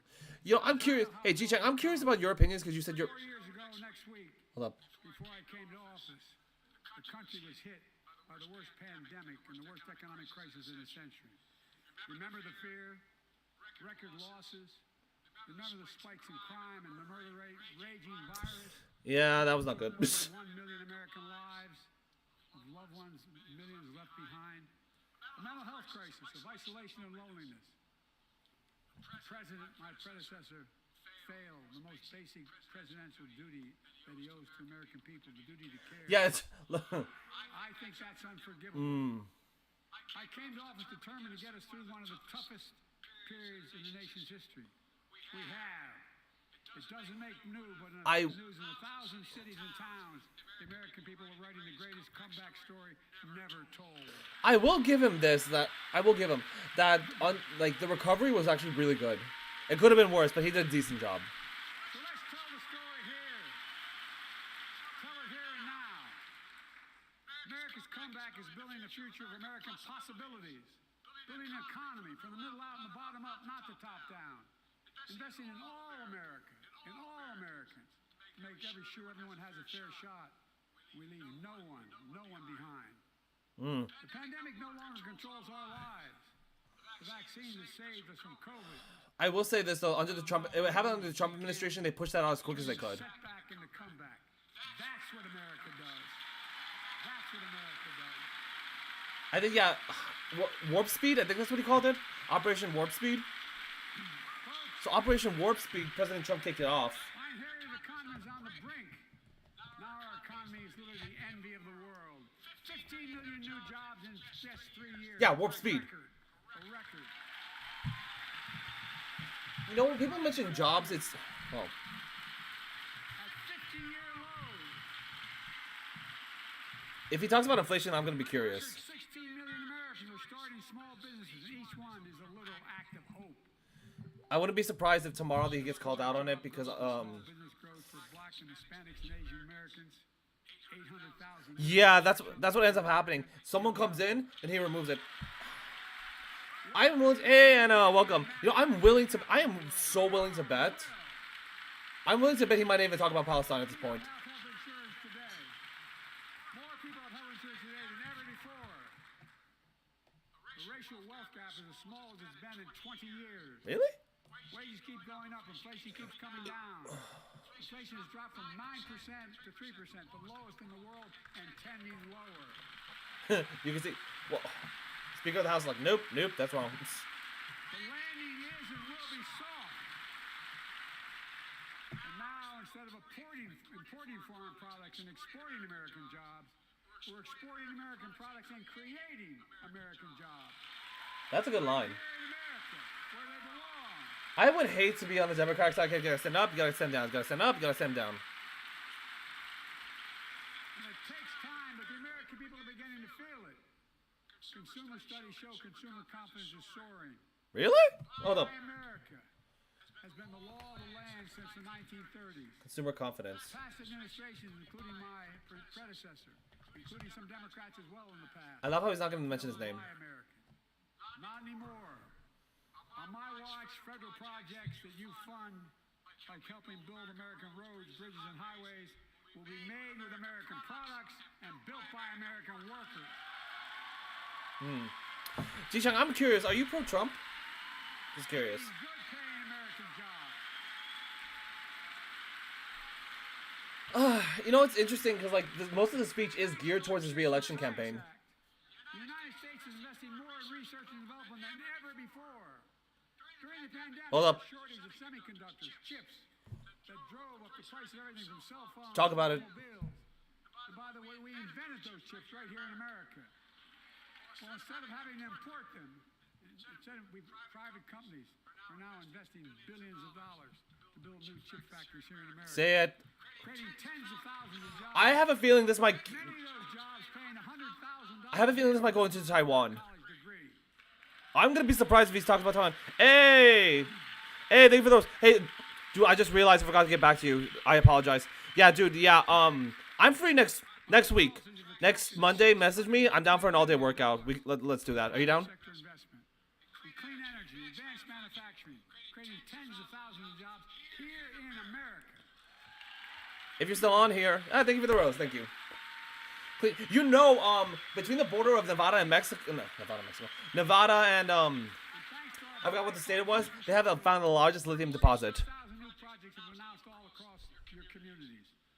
And by the way, I noticed some of you strongly voted against it, or they're cheering on that money coming in. That's Peter Buttigieg. I'm with you. I'm with you. If any of you don't want that money in your district, just let me know. Modernizing our roads and bridges, ports and airports, public transit systems. Removing poisonous lead pipes so every child can drink clean water without risk of Interesting Gaza as a guest. Yeah, I've yet to look that up. providing affordable high Hey, Striker, I'm gonna DM you right now. I completely forgot. urban, suburban, or rural communities in red states and blue states. Record investments in tribal communities. Because of my investment in the family farm,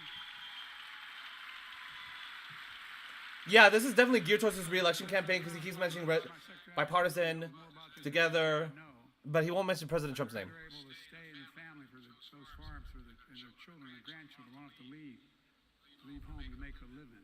It's transformative. The great comeback story is Belvedere, Illinois, home to an auto plant for nearly 60 years.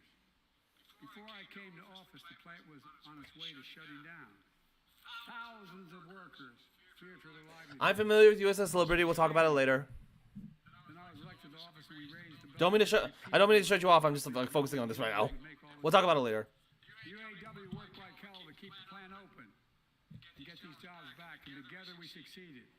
Instead of auto factories shutting down, auto factories reopening. Hey, Striker, I DM'd you on Instagram. To power those cars there at the same. Yep, this is definitely geared towards his re-election campaign. He is not. Thank you for the follow. Yeah, it's not doing really well. He's like, honestly, his re-election campaign is gonna be difficult. Mr. Belvedere, I say, instead of your town being left behind, your community is moving forward again. I'm gonna see something. Hold up. Instead of watching auto jobs How long is the? overseas, 4,000 union jobs with higher wages are building the future in Belvedere right here in America. Yeah, 50 minutes to an hour. Okay. Yeah, I don't see. I don't see him winning. Here tonight is UAW President Sean Fain, a great friend and a great labor leader. Sean, where are you? Stand up. UAW Sean Fenn. Who is that?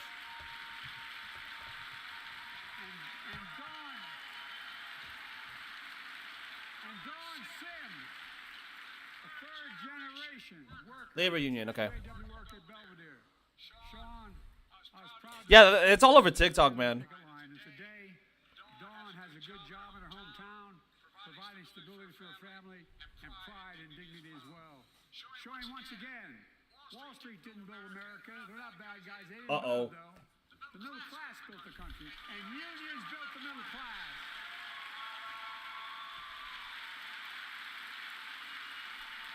Hey, fire! Thank you. Thank you.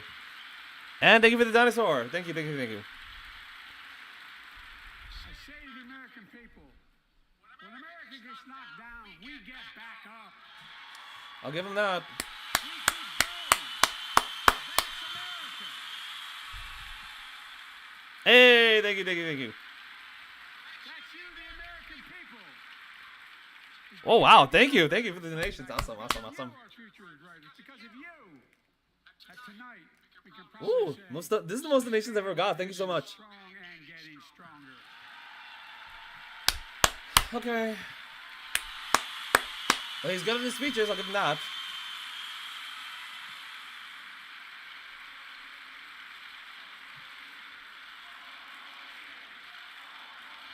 Thank you. Oh, donut. I never had that before.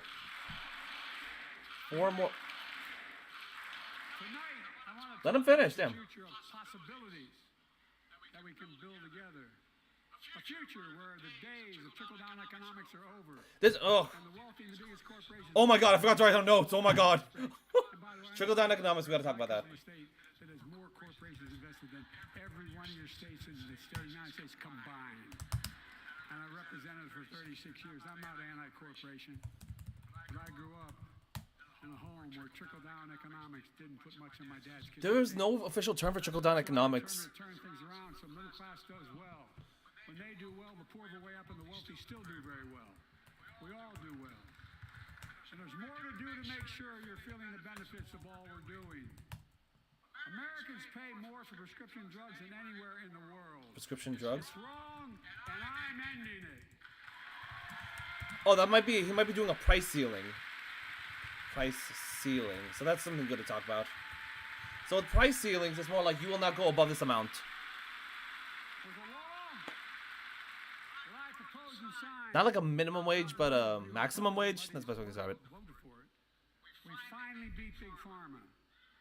Instead of paying Who's yelling at him? $100 a month or thereabouts for insulin with diabetes, and it only costs $10 to make, they only get paid $35 a month now and still make a healthy profit. Yeah, jacking up the. But what to do next? I want to cap the cost of insulin at $35 a month for every American. Capping the cost of insulin. You know, I think this is sad because obesity is rising up, diabetes is rising up, all that's going up, and it's like, bro, like people gotta like, and if you had born with diabetes, that's one thing, but having it. The power to negotiate lower prices on prescription drugs, just like the VA is able to do for veterans. That's not just saving seniors money, it's saving taxpayers money. We cut the federal deficit by a Oh, Bernie Sanders. I wonder where he was.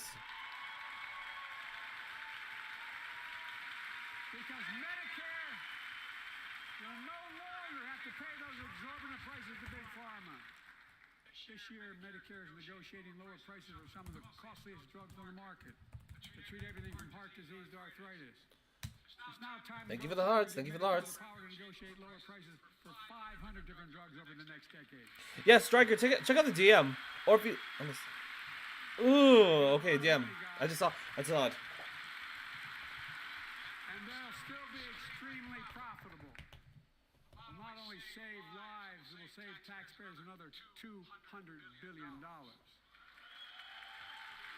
Starting next year, the same law caps total prescription drug costs for seniors on Medicare at $200 to $2,000 a year.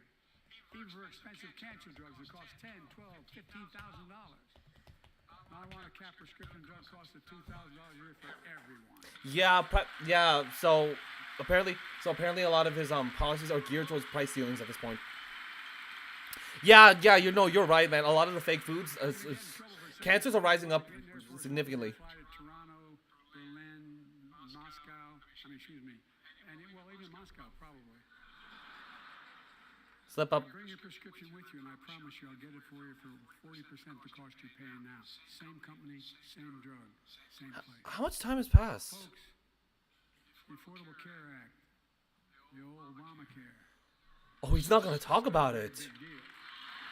Normally, the State of the Union addresses are between 50 minutes to 1 hour. Okay, we're talking about Obamacare.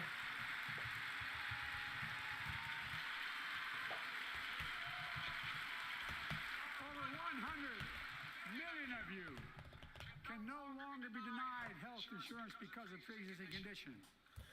Well, my predecessor, many in this chamber, want to take this prescription drug away by repealing the Affordable Care Act. I'm not going to let that happen. We stopped you 50 times before and we'll stop you again. I like how it just zooms in on the Republican side. Everyone's just sitting down. I'm expanding it. We enacted tax credits of $800 per person per year, reduce healthcare costs for millions of working families. That tax credit expires. Thank you for joining. Thank you for joining. I want to make that savings. Yeah, my TikTok is more lit than my Twitch this time. So hey, it is what it is. All that stuff. Yeah, honestly, like here's the thing: when it comes to like voting, not a lot of people. There are people that should not be voting that do vote. Women are more than half our population. With research on women's health. Talk about reproductive rights. That's what I wanted to do. That's why we're launching the first ever White House initiative on women's health research. Oh, that's Led interesting. by Jill, doing an incredible job as First Lady. Oh yeah. I was like, yeah, that's his wife, right? I was like, I wonder who that was. I always kept zooming in on her. Oh, you voted for both? Okay, that's interesting.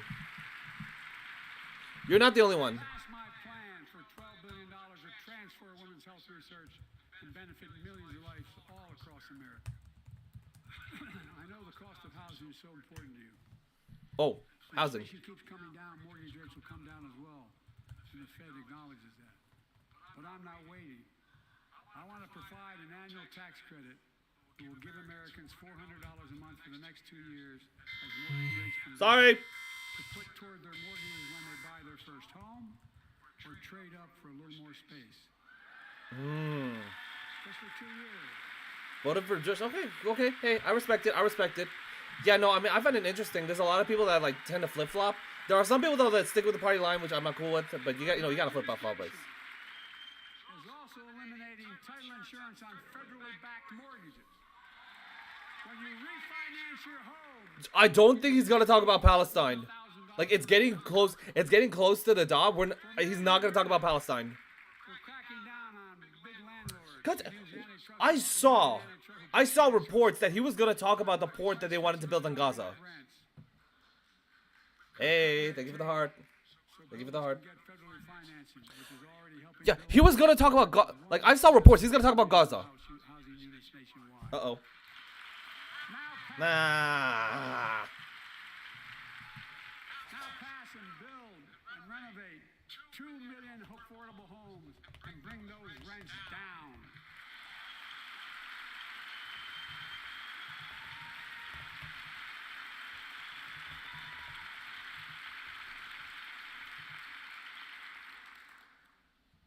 To remain the strongest economy in the world, we need to have the best education system in the world. Bro, the education system is trash. All of you want to give every child, a good start by providing access to preschool for 3 and 4 years old. You know, I'm gonna say this. It mostly has to do with the parenting. Last year, Bro, repeat. Like I am in the boat of No Child Left Behind. I think I pointed out last year that children coming from broken homes where there's no books, are not read to, not spoken to very often, start school, kindergarten, or first grade, having heard a million fewer. Dude, I'm gonna say this. spoken. The studies show Dude, he's not. Hey, thank you for the. What is that? 50% more likely to Bracelet? finish high school Thank you for the bracelet. Thank you for the bracelet. before you degree, no matter what their background is. Dude, this is gonna be longer than an hour. I anticipated at least 50 minutes to an hour because that's normally how it is. Bro, this is gonna be longer. Go with the leaders of the Business Roundtable. They were mad that they were angry. I think, well, they were discussing why I wanted to spend money on education.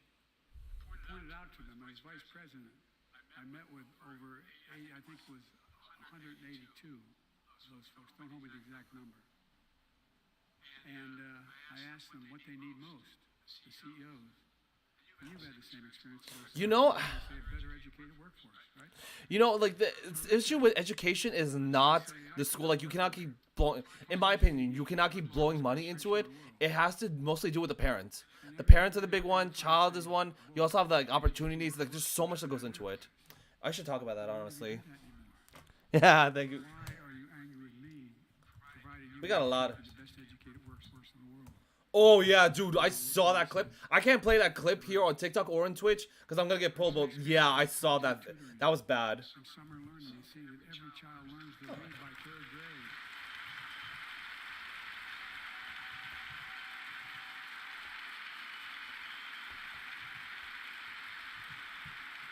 I'm also connecting local businesses in high schools so students get hands-on experience and a path to good paying job whether or not they go to college. And I want to make sure that college is more affordable. Ukraine Let's funding. continue increasing the programs to working Oh yeah, dude, that was and increase record Woo. investments in HBCUs affordable college. and minority-serving institutions, including Hispanic institutions. Is he gonna talk about debt relief? Because a lot of people are still upset over that. And I was told I couldn't universally just change the way in which we dealt with student loans. I fixed two Yeah, student he loan did. programs that already existed to reduce the burden of student debt for nearly 4 Here it is. million Americans, including nurses, firefighters, and others in public service. Like Keenan Jones, a public educator from Minnesota, who's here with us tonight. Keenan, where are you? Keenan, thank you. He's educated hundreds I of am so students grateful to that we have like the backlighting on. Now it's not like blue blasting into my face. Super happy with that.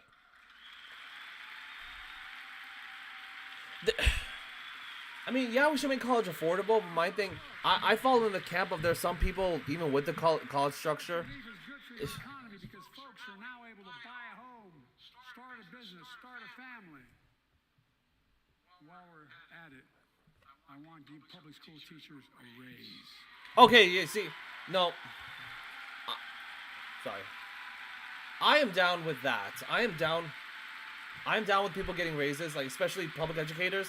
Like I was a public educator, so yeah, I am down for that. And by the way, the first couple of years we cut the deficit.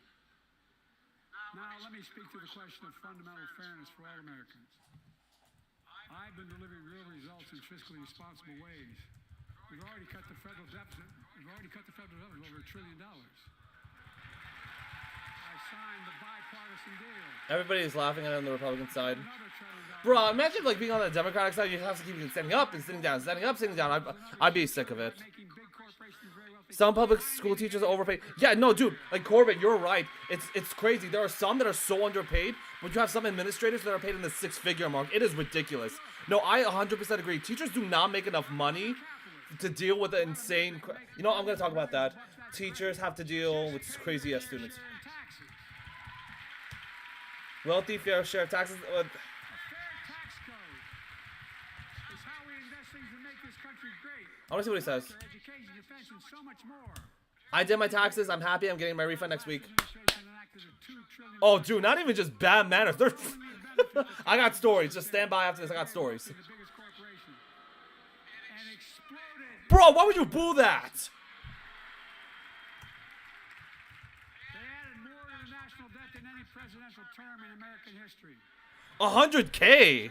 Dang. Like principal, like I know it's very lucrative. Do you really think the wealthy and big corporations need another $2 trillion tax break? He is good at riling. Where is this Biden when it comes to like? Fair. Under my plan, nobody earning Where- less than $400,000 a year will pay additional penny in federal taxes. Nobody, not one penny. And they haven't yet. Driver's ed. Okay, yeah.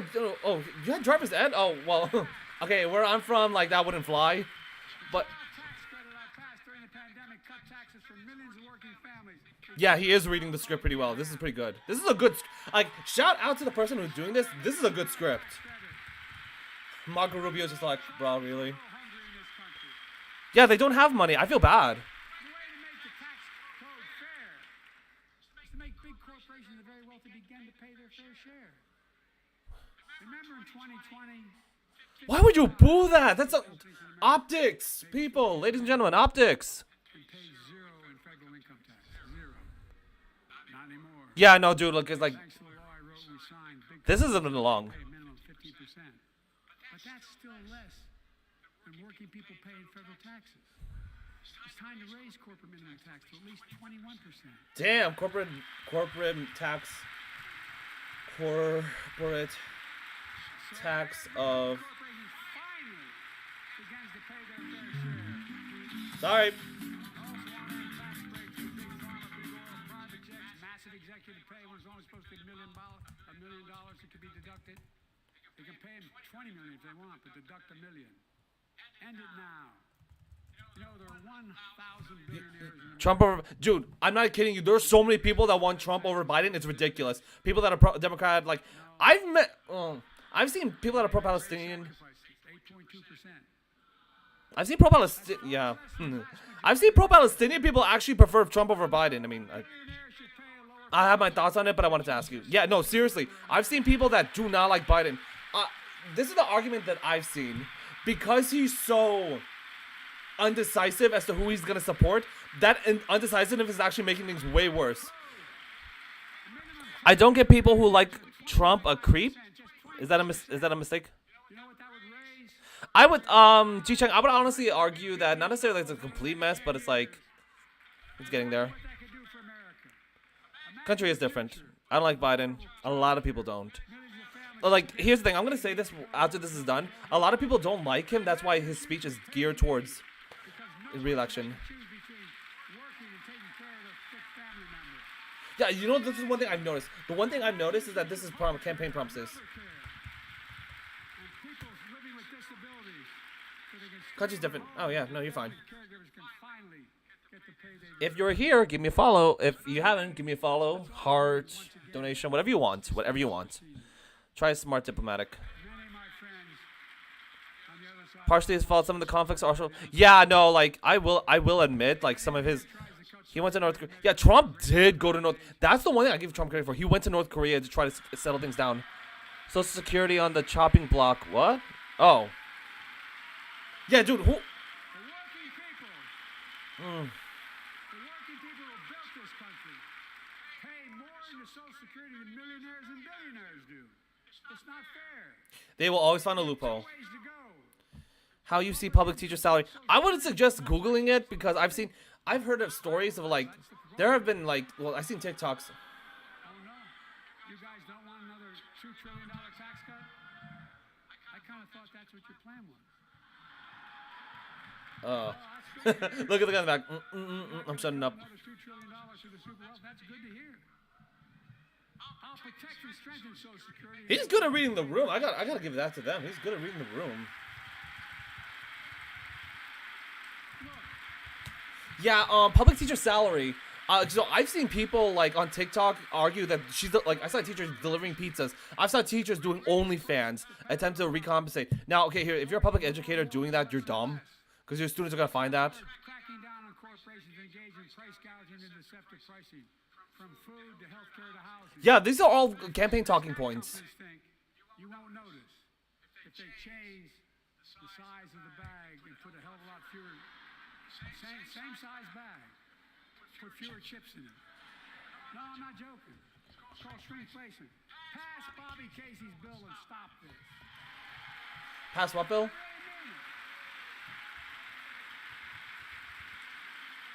Bobby Casey's bill. What is that? I don't know what that is, but we will research it together. Whole school area. I would suggest Googling. I don't know how to look it up. Snickers bars. I think we did too. Yeah. Charge the same amount, and you got about, I don't know, 10% fewer Snickers in it. Shrinkflation. This is interesting. He's talking about shrinkflation. I'm also getting rid of junk fees. Hey, G, I know you're passionate about this. I don't think he's gonna talk about Palestine. I don't think he's gonna talk about it. My administration announced we're cutting credit card late fees from $32 to $8.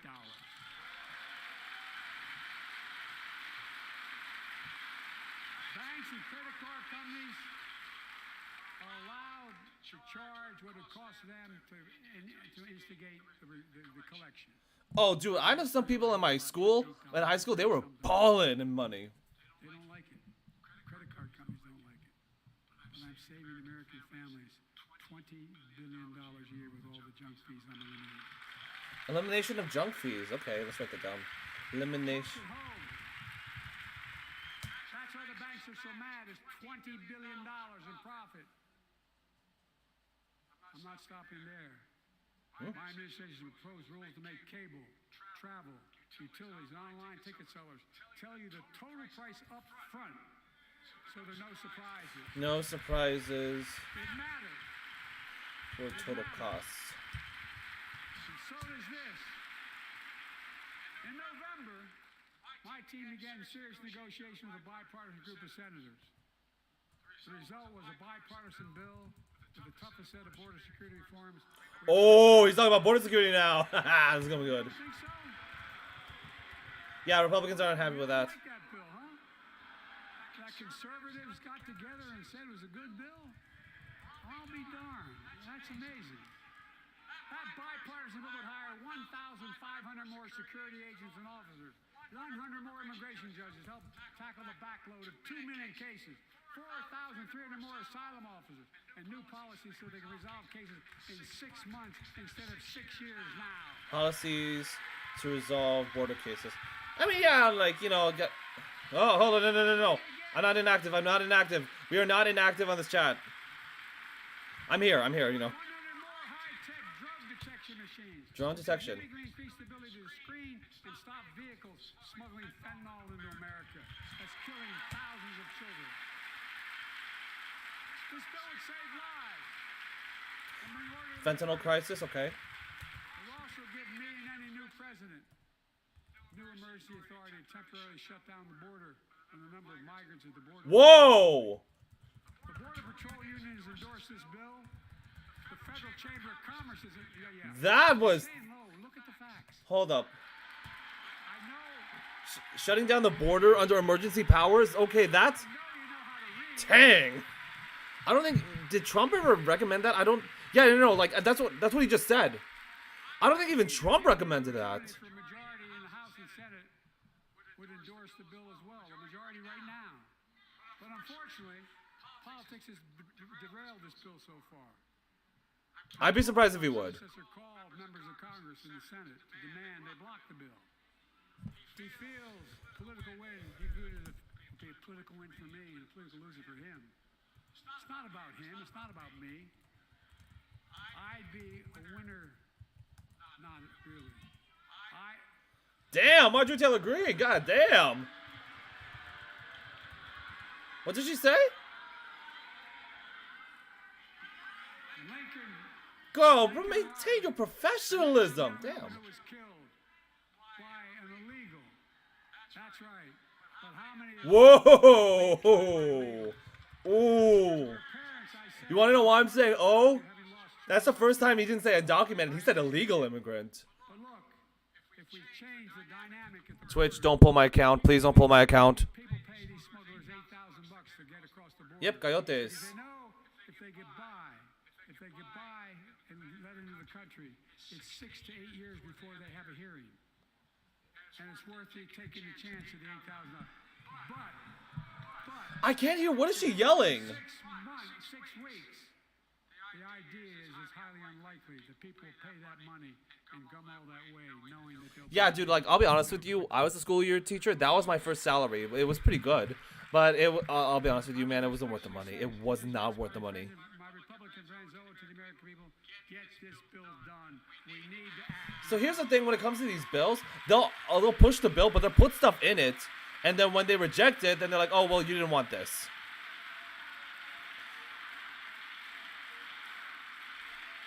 Shut it down? And if my predecessor is watching, California. instead of paying politics, But then again, and pressure you know. members of Congress to block the bill, join me in telling the Congress to pass it. We can do it together. But that's what he apparently here's what he will not do. Ooh. Will not demonize immigrants saying they are poison in the blood of our country. Wait, what? I will not separate families. I will not ban people because of their faith. Unlike my predecessor on my first day in office, I introduced a comprehensive bill to fix our immigration system. Take a look at it. It has all these and more. Secure the border. Provide a pathway to citizenship for dreamers. And so much more. But unlike my predecessor... Well, the dreamers are not going to be happy because he said he preferred an illegal immigrant. We're the only nation in the world with a heart and soul that draws from old and new. Home to Native Americans whose ancestors have been here for thousands of years. Home to people of from every place on earth. They came freely. Some came in chains. Some came when famine struck. All of a sudden, he's going to do something a bit. Yeah, no, like this is honestly at this point, this is like really bad. That are impossible anywhere but here in America. That's America. And we all come from somewhere. But we're all American. We are all American. I like how they're chewing gum. What are they chewing? Yeah, gee, you're not the only one. A lot of people are voting for Trump this year. So many people that are on the left are actually voting for Trump. Welcome to the stream. About fixing the border, or we can fix it. I'm ready to fix it. Okay, I'm ready to fix the border. Send me the border bill now.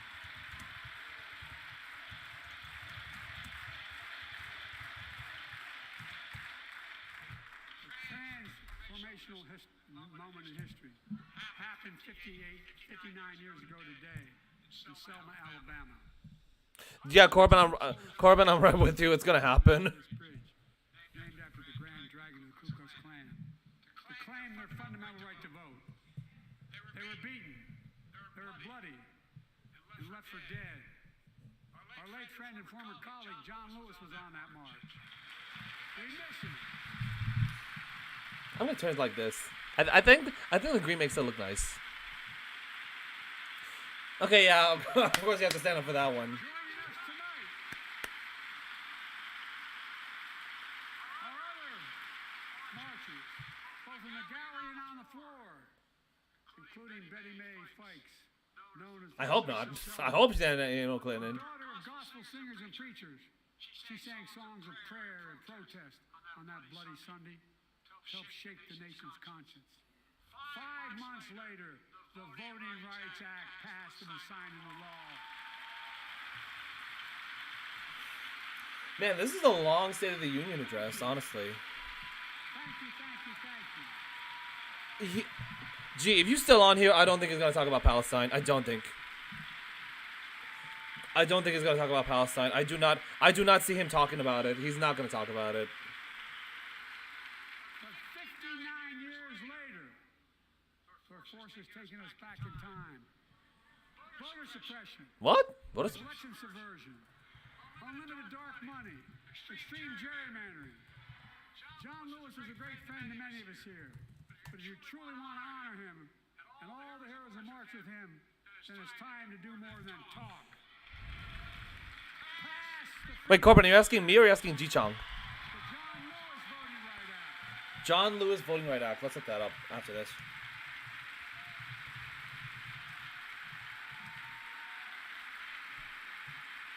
And stop denying another core value of America. Corvette. Okay, well, Our diversity across American life. Banning books. It's wrong. ooh. Instead of erasing history, let's make history. I want to protect fundamental rights. Pass the Equality Act. And my message to transgender Americans, I have your back. Pass the PRO Act for workers' rights. Raise the federal minimum wage. Raise federal minimum. Worker has a right to a decent living more than $7 an hour. Ugh. It's still 17 an hour? By confronting the climate crisis, not denying it. Climate crisis. Okay, here we go. I don't think any of Whoops. At least I hope you don't. My meme board needs work. My meme board needs work. I'm taking the most significant Sometimes it works, sometimes it doesn't. climate in the history of the world. I'm cutting our carbon emissions in half by 2030, creating tens of thousands of clean energy jobs like the IBW work is building and installing 500,000 electric vehicle charging stations. 30% of America's lands and waters by 2030. Taking action on environmental justice fence line communities smothered by the legacy of pollution. Ugh. In pattern after the Peace Corps and AmeriCorps, I launched the Climate Corps to put 20,000 young people to work in the forefront of our clean energy future.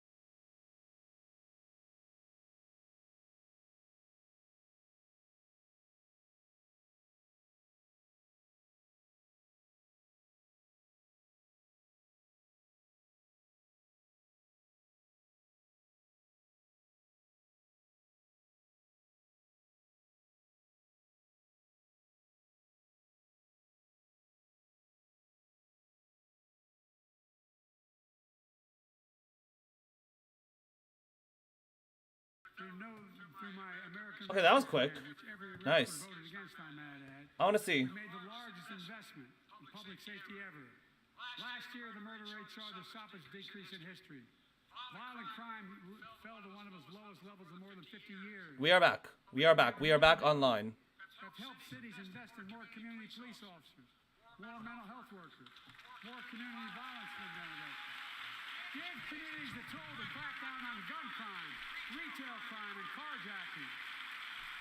Keep building trust as I've been doing by taking executive action on police reform.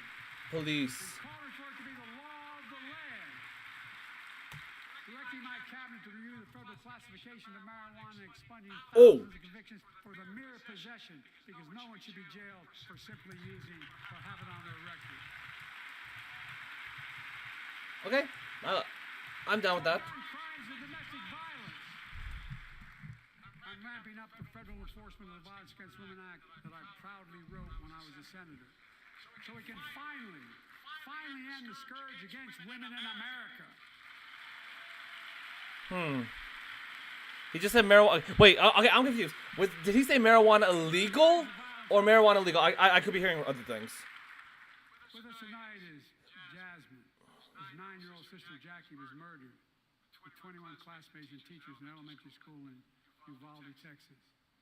Gun laws. Soon after that happened, Jill and I went to Uvalde for a couple days. We spent hours and hours with each of the families. We heard their message, so everyone in this room, in this chamber, could hear the same message. The constant refrain, and I was there for hours meeting with every family. She said, do something. Do something. Here we go. Well, I did do something by establishing the first ever Office of Gun Violence Prevention in the White House, with the Vice President leading the charge. Thank you for doing it. Meanwhile,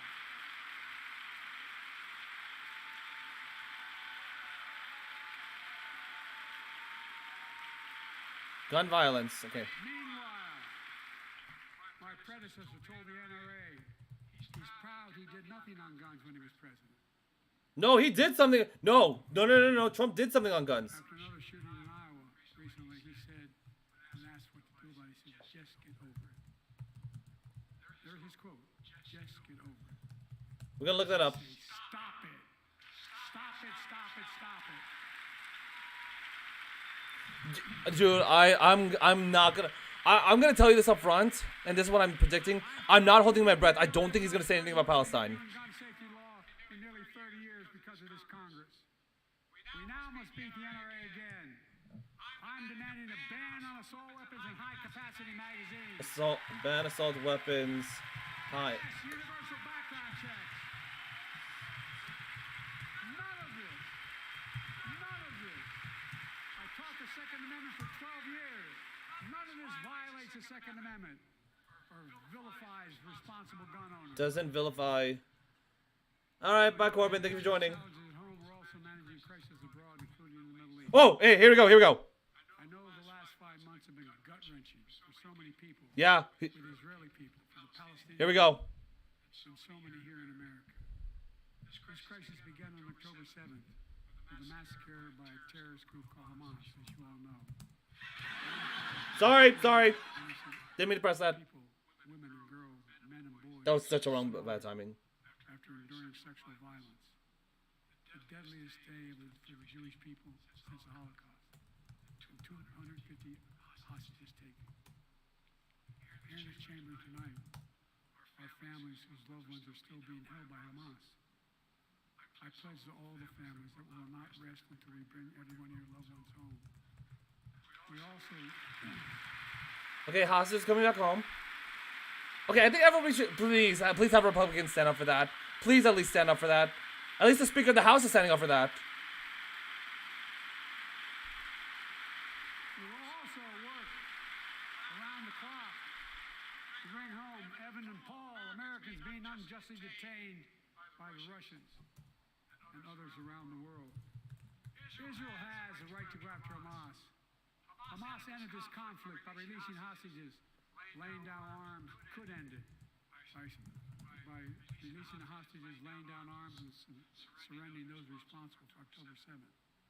But Israel has Israel has a added burden as Hamas hides and operates among the civilian population. Israel hides among. Oh. Daycare centers and all the like. Israel also has a fundamental responsibility, though, to protect innocent civilians in Gaza.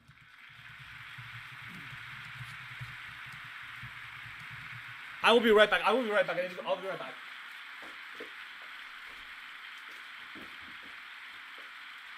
taken a greater toll on innocent civilians than all previous wars in Gaza combined. More than 30,000 Palestinians. My tea was still brewing. I apologize. Most of whom are not Hamas. Thousands and thousands, innocents, women and children, girls and boys, also orphaned. Nearly 2 million more Palestinians under bombardment or displacement. Homes destroyed, neighborhoods in rubble, cities in ruin. Families without food, water, medicine. It's heartbreaking. I've been working non-stop to establish an immediate ceasefire that will last for 6 weeks to get all the prisoners released, all the hostages released. To get the hostages home and ease the intolerable humanitarian crisis and build toward an enduring, something more enduring. The United States is leading international efforts to get more humanitarian assistance to Gaza. Tonight, I'm directing the U.S. military to lead an emergency mission to establish a temporary pier in the Mediterranean on the coast of Gaza that can receive large shipments carrying food, water, medicine, and temporary shelter. No U.S. boots will be on the ground. A temporary pier will enable a massive increase in the amount of humanitarian assistance getting into Gaza every day.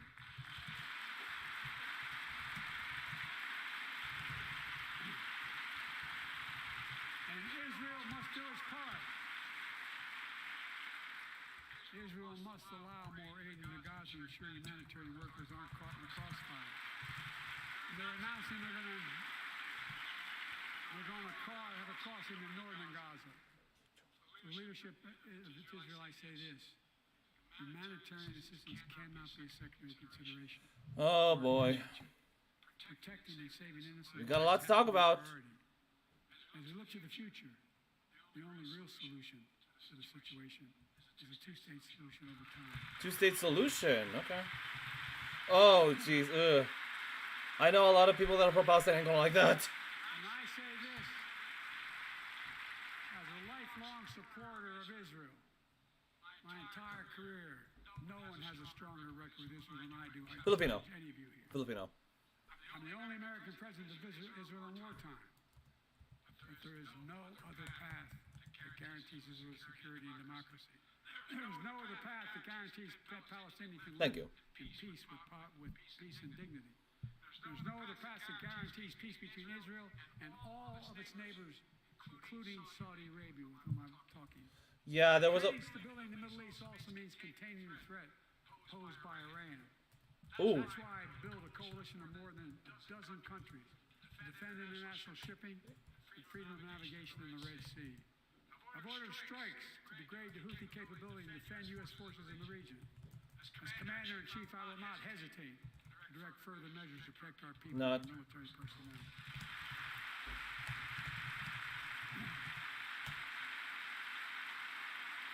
Oh crap! Sorry about that, man. For years, I've heard many of my Republican and Democratic friends say that China is on the rise and America's falling behind.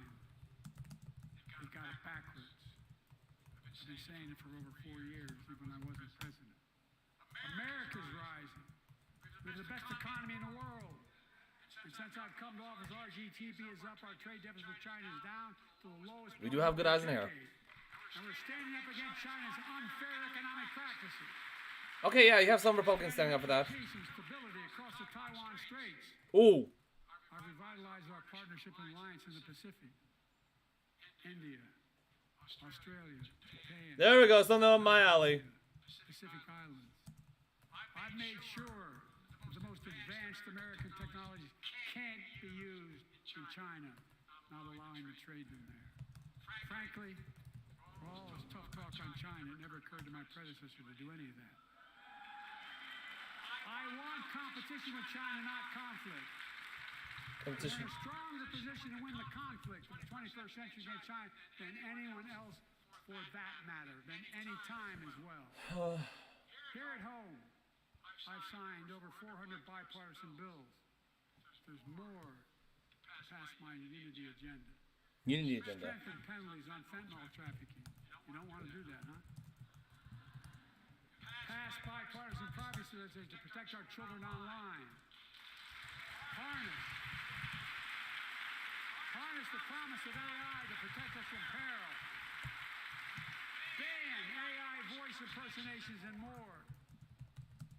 And keep our truly sacred obligation to train and equip those we send into harm's way and care for them and their families when they come home. Banning AI, that's interesting. No, harnessing AI.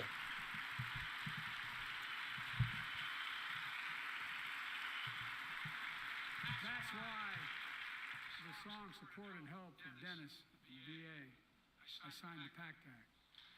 One of the most significant laws ever, helping millions of veterans exposed to toxins who now are battling more than 100 different cancers. Many of them don't come home, but we owe them and their families support. We owe it to ourselves to keep supporting our new health research agency called ARPA-H. And remind us that we can do big things, like end cancer as we know it, and we will.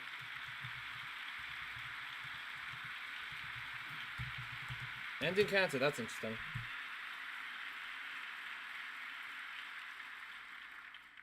Let me close with this. Hey, Wiley Coyote, thank you for joining. Yeah, hey, if you gotta leave, no worries.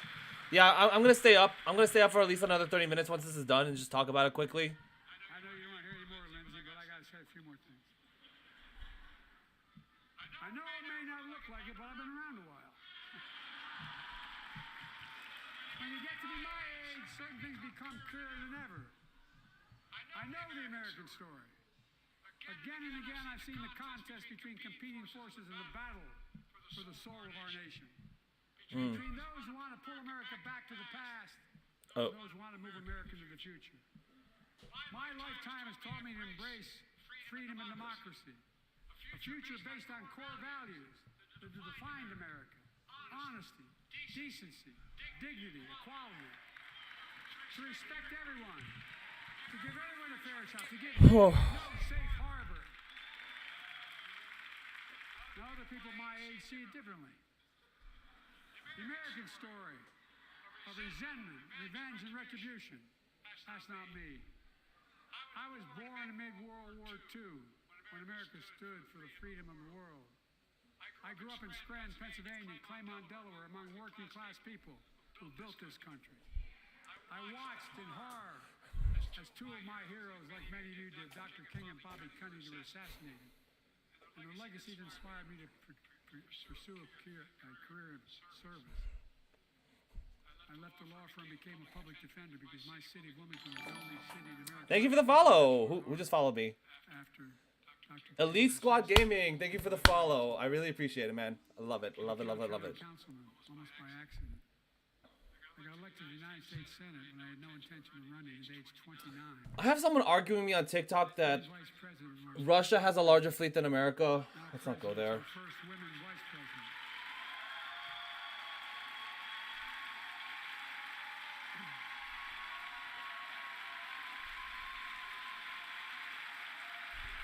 First, yeah, you know, that's the one thing that I've just realized. It took me a while to realize. She's the first female vice president. In my career, I've been told I was too young.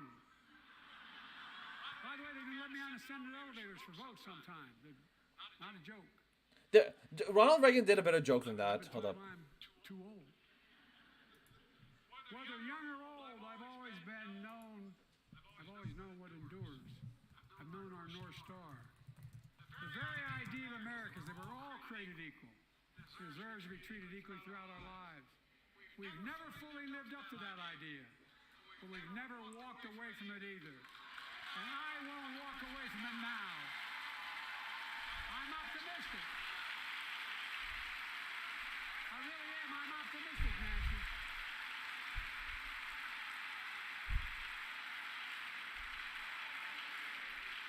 My fellow Americans, the issue facing our nation isn't how old we are, it's how old are our ideas. Hate, anger, revenge, retribution are the oldest of ideas. But you can't lead America with ancient ideas. It'll only take us back. You need America, the land I think he's gonna end it. He's gonna end it. You need a vision for the future. Elite Squad Gaming. Thank you. First time chat. I love the goats. I love the goats. Yeah. You've heard mine. I see a future where defending democracy. He's gonna end the stream right now.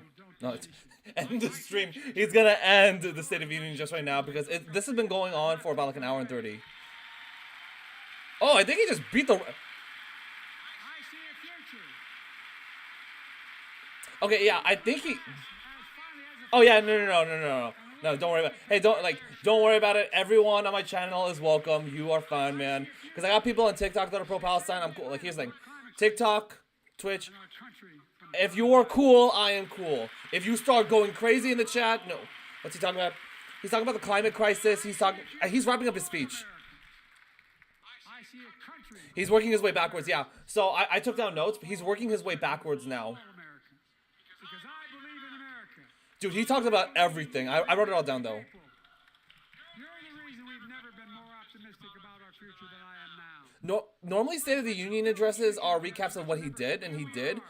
However, he is also giving like campaign promises as well. And there is nothing. Oh, that was a cane. Okay, because I kept seeing this in the photo. Like, what is that thing that's holding up? I thought it was a flag. It's a cane. And may God protect our troops. There we go. Thank you. There we go. Speech is over. Okay, now we are back. Little old me. Let's go back to the starting stream. Okay, so now we are back over here. So, I think that was honestly a really, really good speech. You know, I will say this, though. He is good at reading the room. He was really good at reading the room. Let's give him that. Let's give, props to that. We're going to go over some of the notes that I wrote. Now, let's just pull it over here. All right, so this has honestly been my longest stream. I think, because I was looking this up, normally the State of Union addresses normally last around like 50 to like 1 hour. According to this, Donald Trump broke that record by 1 hour and 20 minutes. Now, I'm looking at the timer on my stream. If this is correct, if I'm going by that stream, I think he was like 15 minutes late. If we're going by this stream, I think Biden might have broken the record for the longest State of the Union address. I could be wrong. He might have just broken the longest State of the Union address. It's a possibility. I don't know. We'll see. So I'm back over here on my lives. Okay, here's what I'm gonna do. So this is the longest stream. What I'm gonna do now is that I'm gonna take a little bit of a break. I need to use the bathroom. I'm gonna grab some tea, use the bathroom. I'll be back in like 3 minutes, and then we're gonna talk about what he said. Here's the thing. before I go on the break, I was genuinely surprised he mentioned Palestine because that's a very hot button issue. I felt like he wouldn't have won either way had he said, "Oh, ceasefire," or like, because I know Kamala Harris, Vice President Kamala Harris, she mentioned a temporary 6 week ceasefire, but not a permanent one. I could be wrong. He might have mentioned a permanent ceasefire on here. So okay, so just looking briefly at the notes that I wrote. I was excited when he talked about it. I'm like, okay, finally he talks about it. I knew it was gonna save it towards the end. So judging from my notes, this is what he said. He did mention October 7th. He did mention the hostages. He did mention Israel had a right to ensure that things don't go crazy in the strip. And I'm gonna talk about that. And I saw reports that he was going to talk about building a port in Gaza so that way humanitarian aid can go in. He also promised no boots on the ground in Gaza. Now, that being said, I could possibly see a scenario that as they're continuing to build a port, it gets attacked. Possibly forcing more intervention from the West. I could definitely see that from happening. All right, ladies and gentlemen, I am going to go on a very, very, very, very, very quick break right now. Thank you so much for being on the stream. Feel free to comment, follow. If you're on here on Twitch, feel free to comment, follow. Hostages were all military. Everyone else was active reserve. Ocean King, thank you for the ocean. I love it. Yeah, I'm gonna be back. We'll talk about it. If you disagree, I love it. If you are on TikTok, feel free to go on Twitch. And if you're on Twitch, feel free to go on TikTok. I will be right back. So let me go put the back to soon. Yeah, I'll be back. Like, continue to post on the stream and talk amongst yourselves because it might end the live. So I'll be back.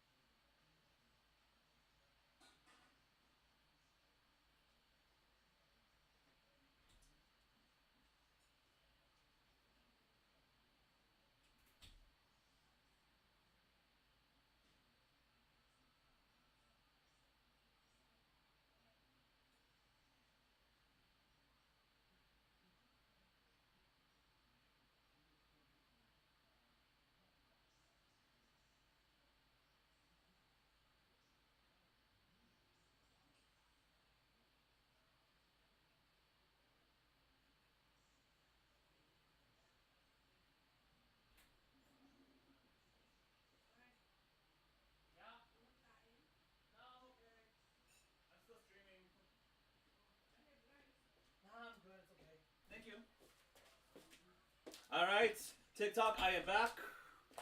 Twitch, I am also back. Thank you so much for your patience. Let's go back to the live screen. Okay, so, actually, here's what we're going to do. We are going to... Thank you for everyone for sticking around. I appreciate it. Here's what we're going to do. We are going to go back. We're going to change our screen capture to the notes that I have. We're going to change it to here. We're changing it to the notes. Now, if you're here... If you are on TikTok, you might not be able to see it, but if you're on Twitch, you can definitely see it. So these are the notes that I took down. And if you're wondering why there's a lot of red coming from the screen, one of the reasons why I did that was because when you stream, I found this out the hard way. When I was streaming, the blue lighting was destroying my, it destroys your circadian rhythm, so you wake up at random times. I kept waking up at like 4 a.m. For me, I'm like, no. We need to fix that. So I have like a night shift, manually enable until tomorrow. More. Yeah. So all my screens, yeah, my eyes. So it's really So, yeah, red light's good. So, let's go over what he said in regards to, because everybody is so excited to talk about this. Okay, where did he? Here we go. So I isolated the notes. This is what I wrote down. So he acknowledges October 7th by Hamas. Well, H group. H group. He acknowledged that H group was responsible for October 7th. He acknowledged that that was the deadliest day for the Jewish people. He acknowledges that the hostages were taken and he wants everyone brought back home, unjustly detained. And he mentioned that H group can end the conflict. Now, they wrote, is it still here? Yes, I have it on here. So, actually, I can't even show it. What did they call it? They called it an operation. It was named an actual operation here. So let me go back over here. Let me go back to the initial starting screen. Because if I showed it, Twitch is going to pull it. The operation. So H Group released a document. It's 18 pages. It's really good. Our narrative. Operation Al-Aqsa Flood. Now, at the end, there are demands that were given in order to stop everything. So you want... reminder to the world. No. What is needed? Okay, where was it? Superpowers. Okay. Oh, here's the thing. So he mentioned building a port, but listen to this. We categorically reject any international or project aimed at the deciding future of the Gaza that will only serve to prolong the occupation. We stress the Palestinian people have the capacity to decide their future and arrange their internal affairs, and thus no party in the world has the right to impose any form of guardianship on the Palestinian people on their behalf. We call for keeping the popular pressure around the world until ending the occupation. We call for standing against the normalization attempts with the Israeli entity for any comprehensive boycott and for a comprehensive boycott to the occupation. Okay, so here's the thing. Going back to my notes. Is it this one? So going back to my notes, he said, I heard this too. He said a two-state solution. I guarantee you a lot of people are not going to be happy with that two-state solution. Yeah, here's the thing. The Democratic Party is in a very, very tough spot right now, especially with its progressive voters. So one of the biggest issues that's been going on, and you're not seeing this on the Republican side because most of it's staunch supporters of Israel. However, one of the biggest problems now in the Democratic Party, now they have to contend with their progressive base being very, very upset. And it's doing a decent job. Let's go this.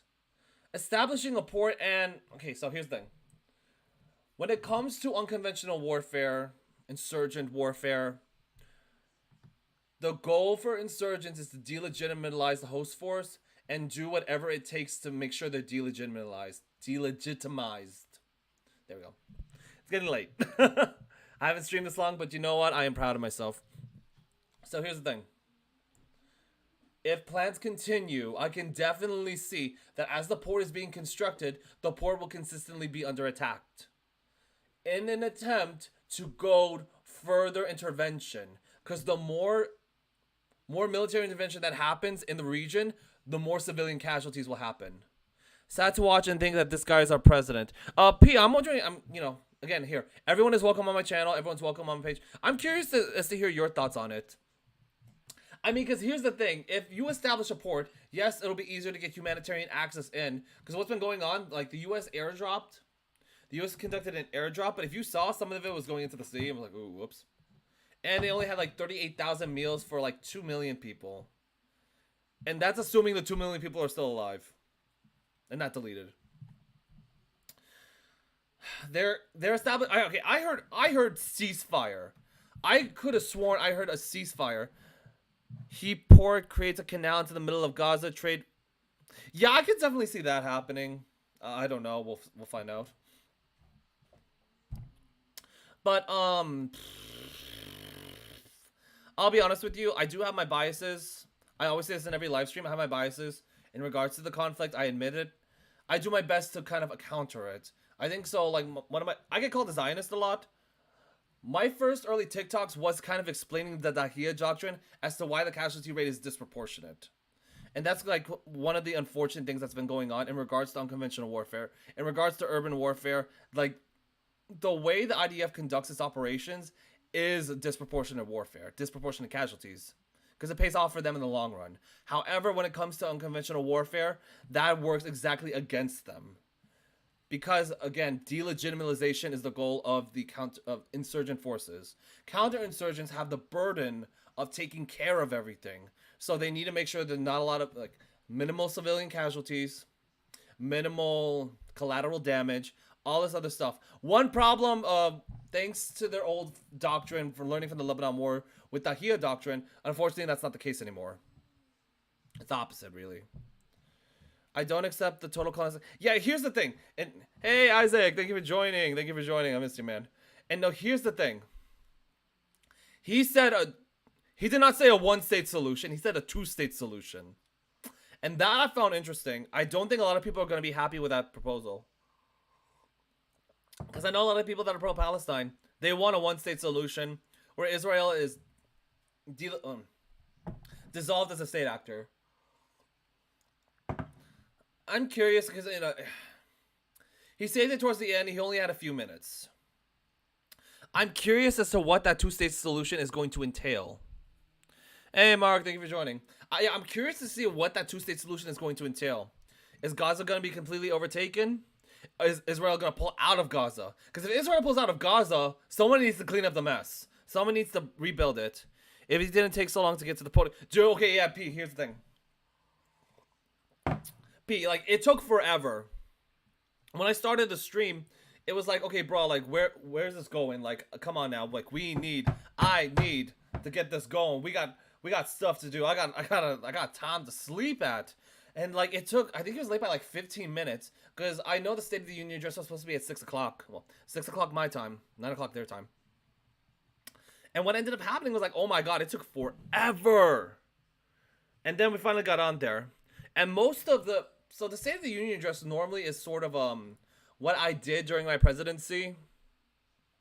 But this was also like what he did. And also as like a campaign promise. Because right now all the heat, all the smoke is on his campaign. And they are struggling, like here. I will say this though. All the heat is on the campaign, so let me show everybody here something. Undecided voters. Undecided voters. Where was it? Oh yeah, Biden.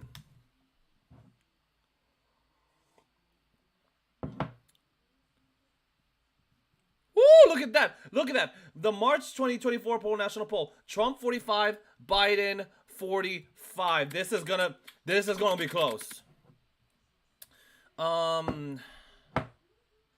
Hey, Chad, remind me, what state was it? It had 100 undecided voters. What was it? What was the state? 100,000 undecided voters.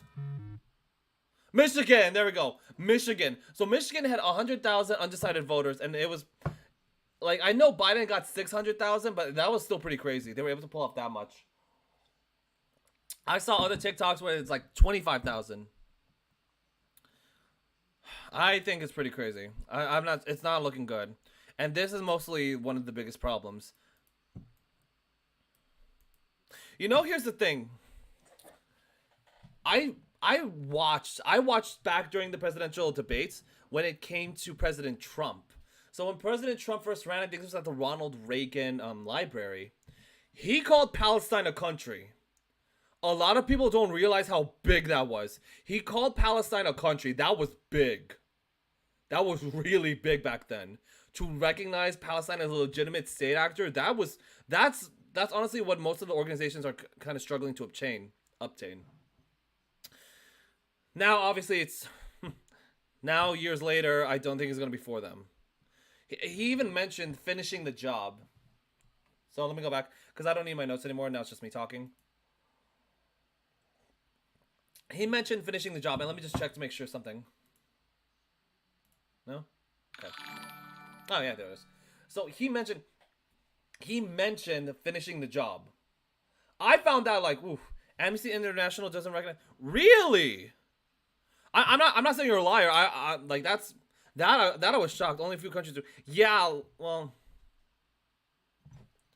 I know like there are some tensions with that.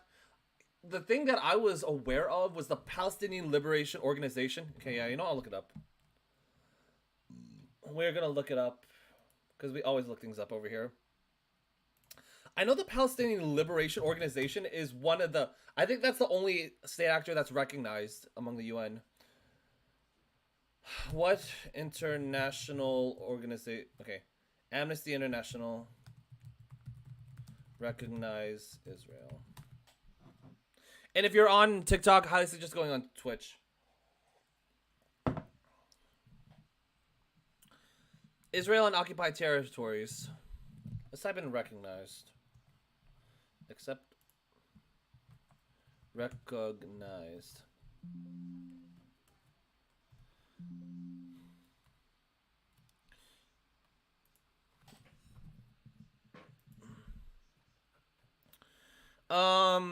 Israel continues oppressive discriminatory.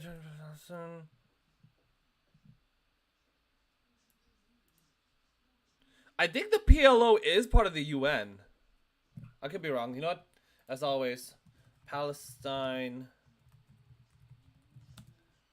Organization. Liberation Organization. There we go.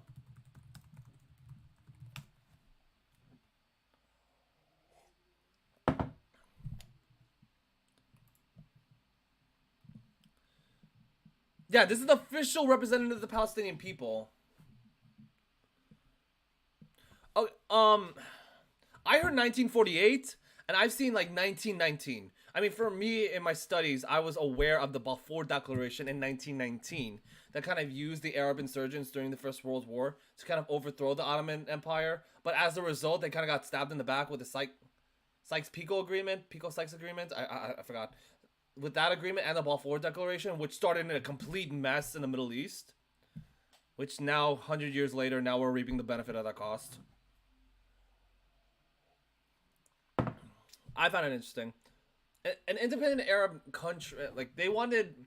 I know that the Arabs were promised that entire peninsula, and obviously that didn't go through. I wish that guy was still here, because I do want to talk about teachers.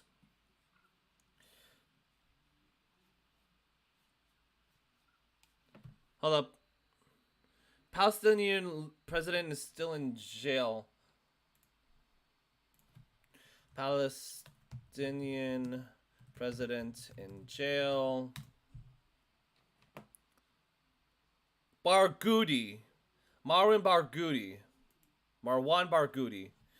His last name started with the B. Marwan Barghouti. According to Al-Sharq Aswat, ran during the conflict. Barghouti's released, but is in place in solitary confinement. Damn. Alright. Barghouti, Palestinian, convicted, imprisoned for murder, regarded as the leader in the first and second intifadas.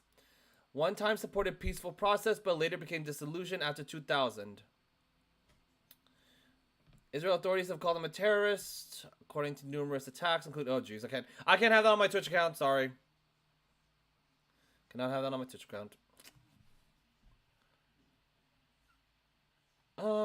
I started writing notes. You know, it's interesting.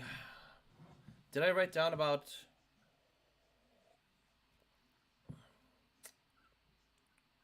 I know I wrote it here somewhere. Here we go. No, let's go down the list. How about that? Let's go down the list. So, trickle-down economics. So, to my knowledge and to my credit, I don't think trickle-down economics was an official recognized sort of economic system. It was more of, I've seen Republicans and people... Yes, we'll actually close it with that, because I think that's something worth noting towards the end. So the beginning part, about trickle-down economics and everything. You know, it's interesting. He never said his name. He only said my predecessor. Never mentioned Trump's name. Shady? Yeah, I mean, everybody knows who he's talking about. Everybody. I will say this. I wish... I want to see what Marjorie Taylor Greene said the entire time. She was screaming something. And then when the police came by, someone said murder. I couldn't hear. I was with a friend this afternoon. I mentioned that I said that someone's going to interrupt the speech. And that was there. Economics. He was mentioning consumer confidence, there we go. Was consumer confidence high? If you just joined, I'm curious to hear your thoughts on the whole Biden thing. Consumer confidence. Current. Was this correct? Let's look at the most recent one. So the consumer confidence... Let's go to breaking news because normally that kind of gives us that cuts quick into the data. Okay, 3 days ago. Let's see. Damn. So it dropped at an all-time low on June 2002, but it has been going up. So he is correct. So let's 2021. It was going up. It was at its all-time high in April 2021, and then it shot all the way down to June, and now it's kind of going up to 79, but now it's going back down. Yeesh. Consists of 450 questions. Okay. He mentioned prescription drugs and price ceilings capping it. You know, I think it's interesting when you look at the food situation in America. You know, it's so under-talked. The issue is not necessarily providing insulin or any of that. The issue is like, are Americans eating healthy? I mean, there's a difference between treating the symptom. Like, okay, I have a cough. I get cough drops for it. I have a cough. I take medicine for it. There's a difference between getting medicine to treat the symptom versus treating the actual cause of it. And in regards to individuals, like, insulin prices are on the rise. And like, why is this a big deal? Oh yeah, I just realized diabetes is on the rise in America. Obesity is on the rise in America. The food is bad. Not a lot of people are working out. And people have horrible, horrible perceptions of what health is. I mean, like, here's the thing. You can blame it on the food. You can blame it on that. I also blame it on the fitness industry, where you have guys and girls that are like, they pump themselves with artificial drugs. They get work done. And then they kind of sell this idea of what health is supposed to be. But in reality, to look that shredded, you have to like starve yourself. It's ridiculous to look like that. And we have a very unhealthy view of health. I mean, like, there's a reason why in January, when you go to the gym, the beginning of people, it's just like people trying to get healthy and fit, and it's just not good. You know what? I'm going to spice up my streams with some music. Let's try jazz. Remove. Oh, like there. You know, I do not like. Am I wearing a shirt underneath this? No, I'm not. I just don't like. Yeah, exactly. That is loud. I don't want to blow out my stream. We're just gonna lower the background music. Yeah, like, they give you medicine.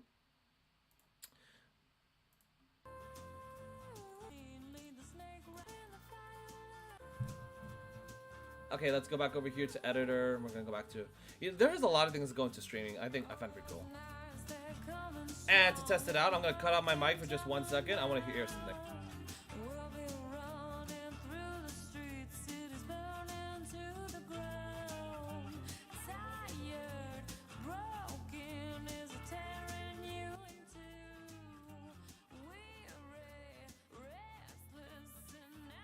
Alright, I'm satisfied with that.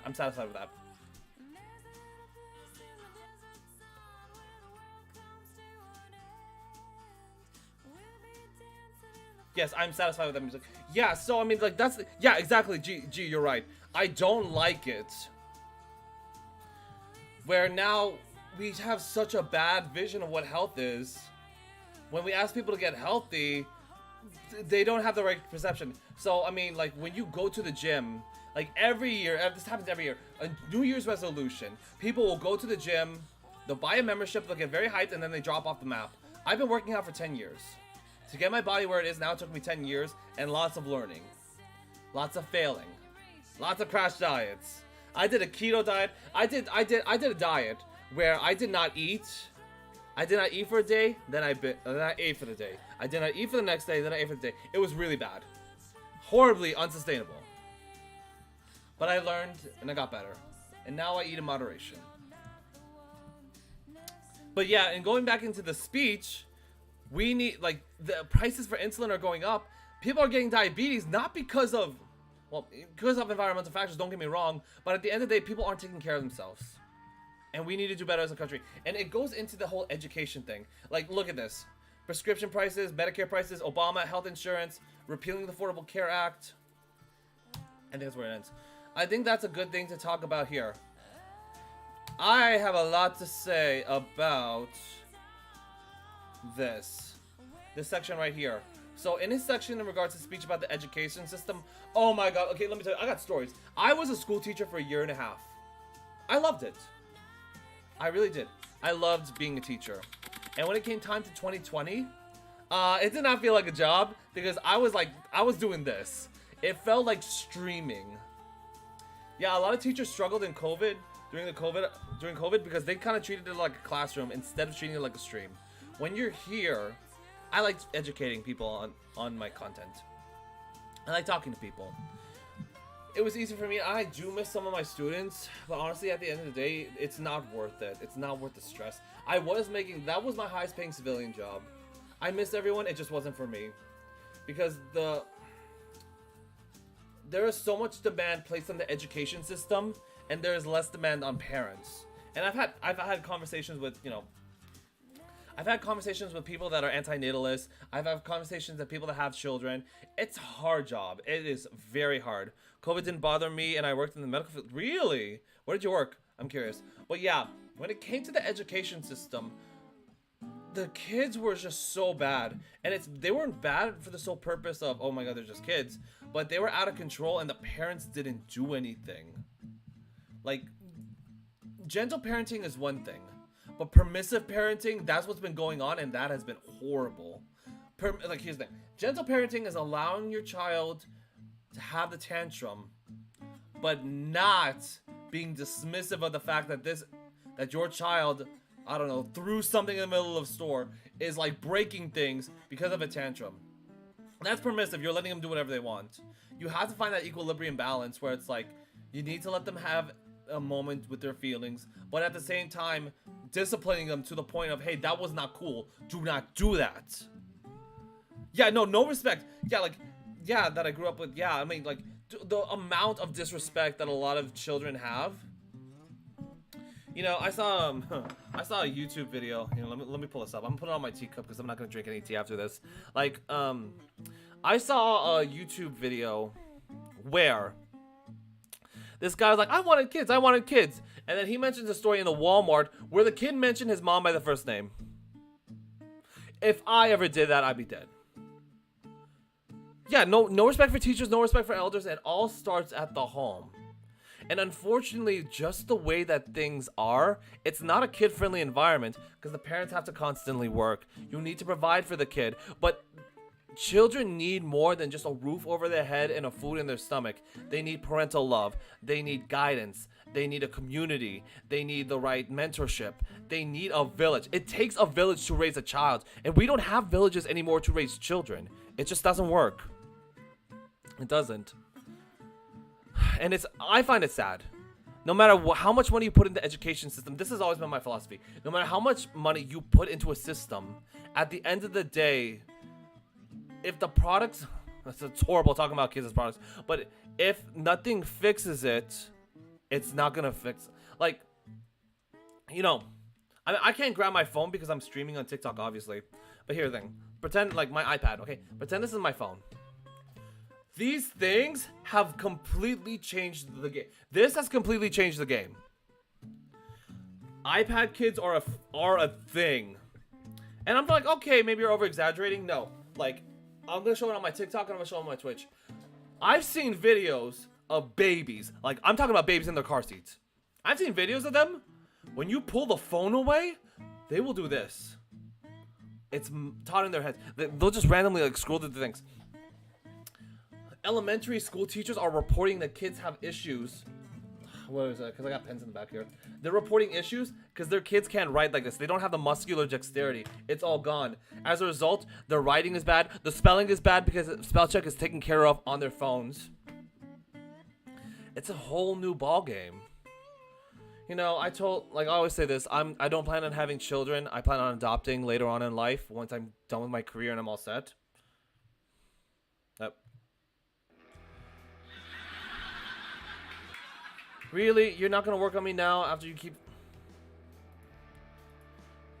You're not gonna work on me right now? Come on now. There we go. Like, there's so many things you have to worry about, and social media is a big one. Yes. I've gotten into I got into debates about regards to sex ed because that was a big thing in my school district where I live. Now with phones and iPad and access to technology, children are learning about this at younger and younger and younger ages. Like, I completely agree, man. Like, have you seen the trending of Gen Alpha and Sephora? Like, these younger kids just going into Sephora, going nuts on the makeup, and I'm like, you are 8 years old. You don't need any of this. And hey, I'm gonna mention this too. We have, I need to say this to avoid the censors. Catch with me, like, I will say this, like, stick with me. And I've heard this from a streamer, you know. We have some PDF files on social media. It's horrible. There's this one channel. I saw it on my TikTok. Okay, like, yeah, you get what I mean. Do you understand what I mean by PDF files? Like, here's the thing. There's this woman. Her channel is just her child. It's just her daughter. The daughter is at least 1 or 2 years old. But she puts her daughter in... I can't even say this. This is how... Please follow with me if you understand what I'm saying. She records her daughter doing things that can be taken a certain different kind of way. So I'll give you an example. Honey is viscous. What I mean by viscous, it's sticky. It's like...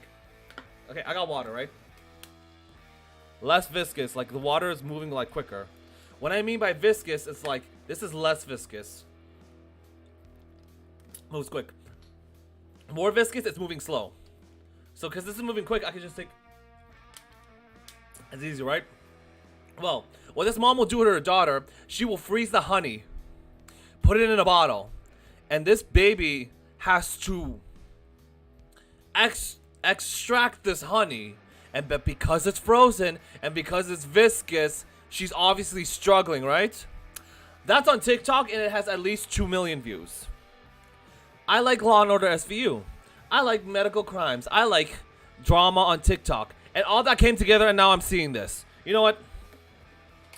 This lady needs to be called out because she has blocked everything on TikTok, on Instagram. You cannot talk about this. Like, you can't DM her. You can't call her out. Now, granted, like, everyone is stitching her videos because they're so sick of her.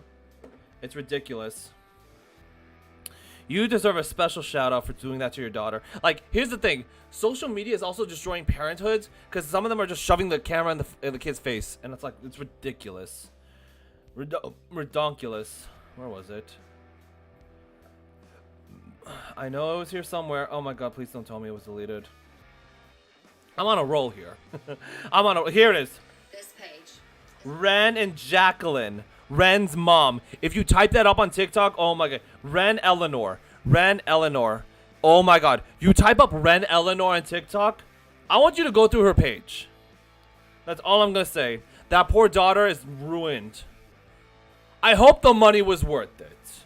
I hope screwing up your kid was worth the money. Yeah. I hope it was worth it. We have influencer like parents and they're just abusing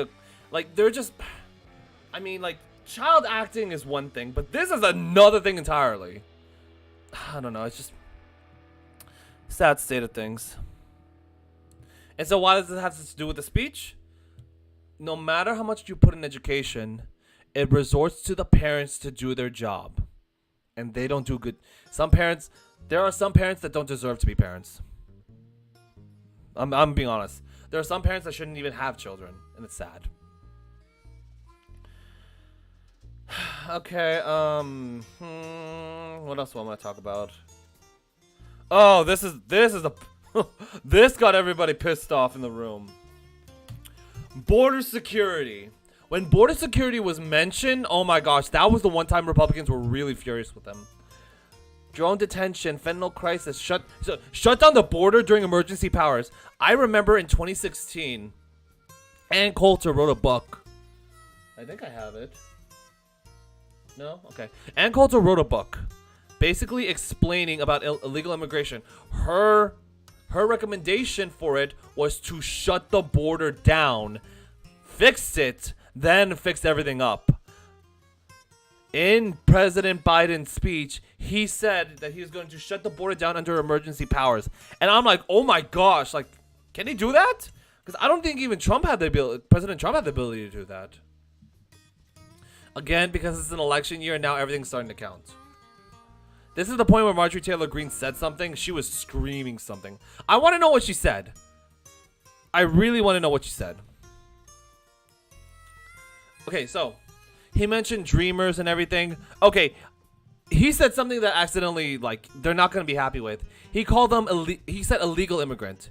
He said illegal immigrant on his stream. That is one word that you do not say in regards to that, because obviously people are upset over it. He wants to secure the border, provide a pathway to dreamers. See, that's the thing. Is like I used to be very like solidified in that position, but one of the biggest challenges in regards to dreamers is, well, they were born here in America. What do we do with them? One of the biggest mistakes that we did, I forgot what year this was, we had El Salvadorian dreamers, and we deported them. Unfortunately, we accidentally strengthened MS-13. MS-13? Yeah, we accidentally strengthened them as a result.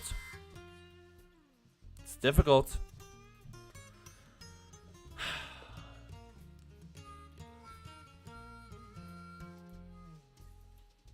Take care of Americans first, fix them. Yeah, so with the Democrats, it's not a period of isolationism. So if you've noticed, when he was talking about funding for Ukraine, a lot of the Republicans were sitting down.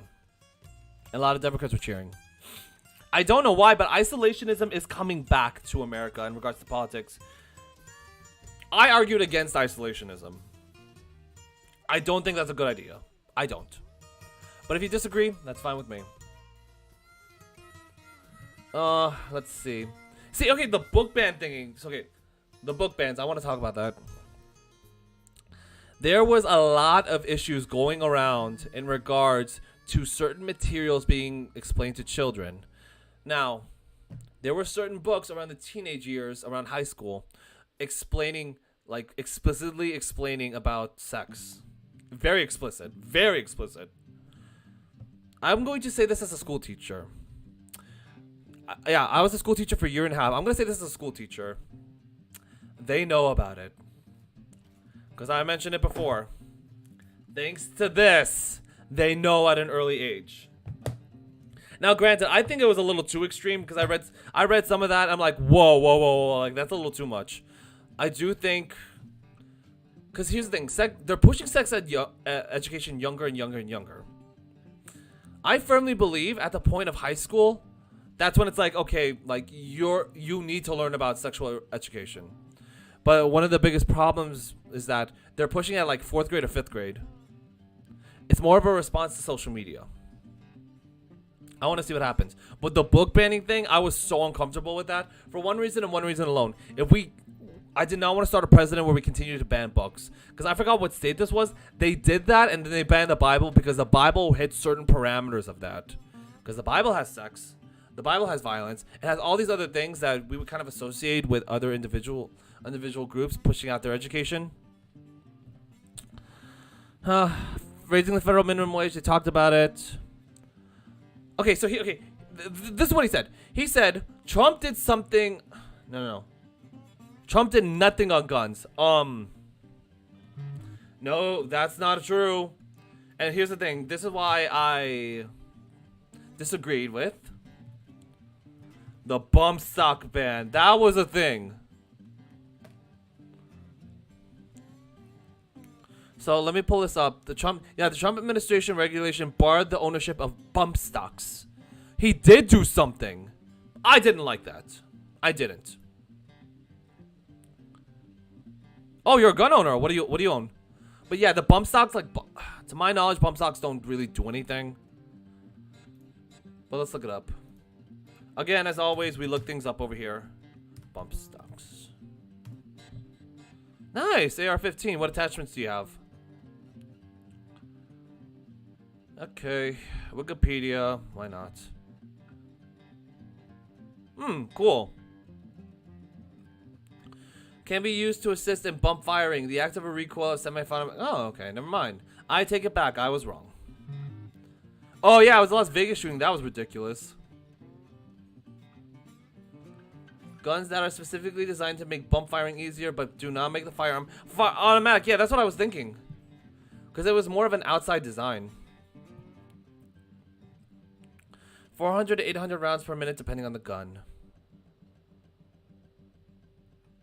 I don't know.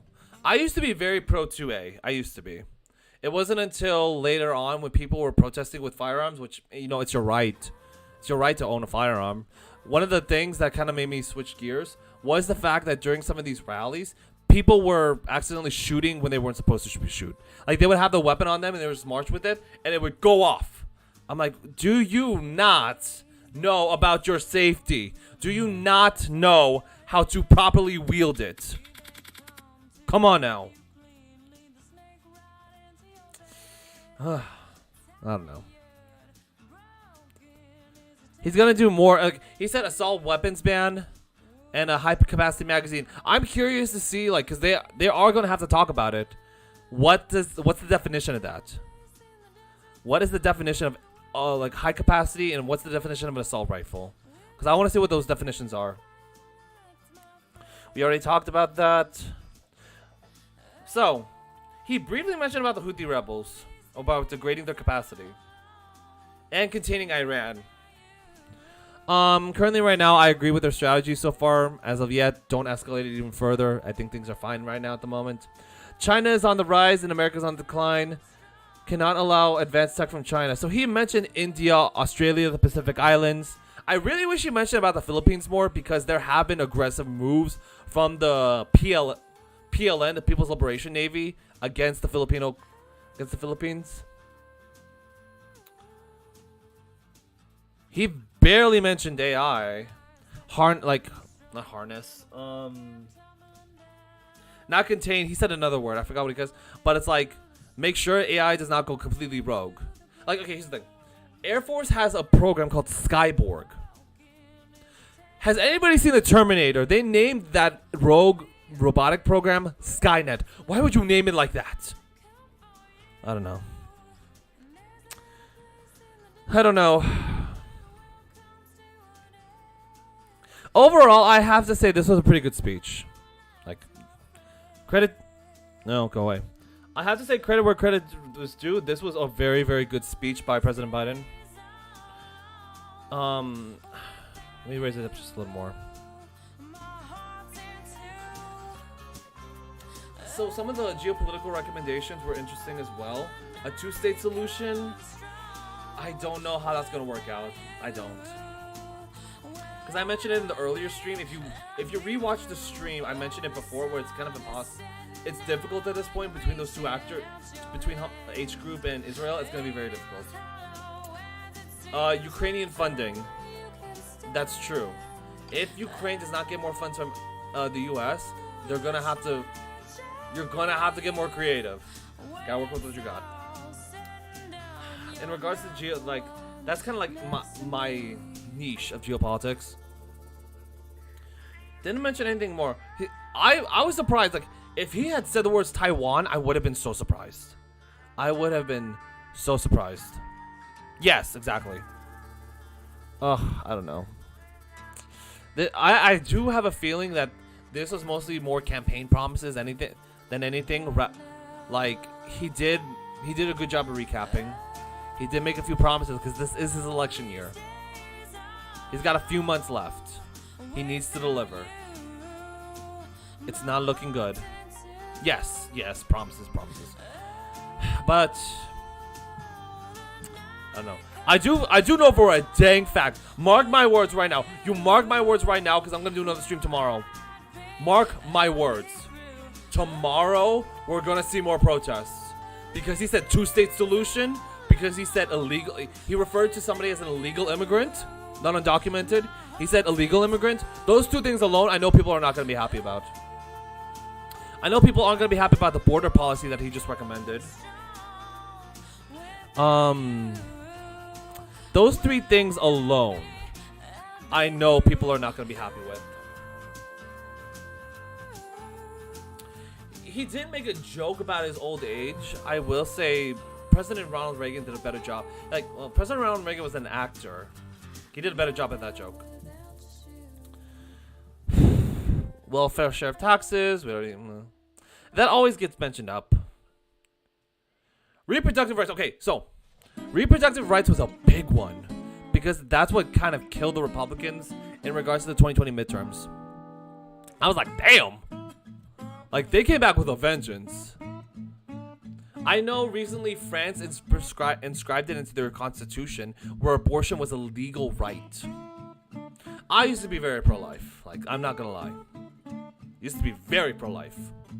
What changed my mind? Oh yeah, being a school teacher. I kid you not. There are some instances, there are some fates worse than death. And being in a home where you are unloved and unwanted is one of them. They're being deleted, sorry. Twitch, don't come after me. There are fates worse than being deleted, and that's one of them. I've had to see children be in those situations. That's horrible. It's really bad. Because the first time I ever saw somebody high on drugs was seeing a 13-year-old. And the mom was so apathetic by it. Probably because she's so tired. Probably because of all these other reasons. And I'm like, I don't like it. I was very upset over it. I'm not going to lie, I was. You know, being a former educator, that does really, I wouldn't say trigger, but it really did bring out me, like, we do have to talk about these things. Because here's the thing. To an extent, I'm still right-wing. I have my biases. I do identify as conservative. I'm just going to be honest with you.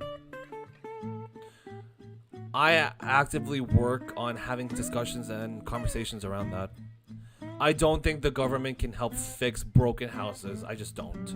Now, there are certain cases where they can, but that's one of them. And it all starts at the home. You know, I have a lot of conservative friends. They would say that, you know, it all starts in the home. To a degree, yes. You know, what was it? Oh, yeah. Society is based off of family. If the family is to go away, then society goes away.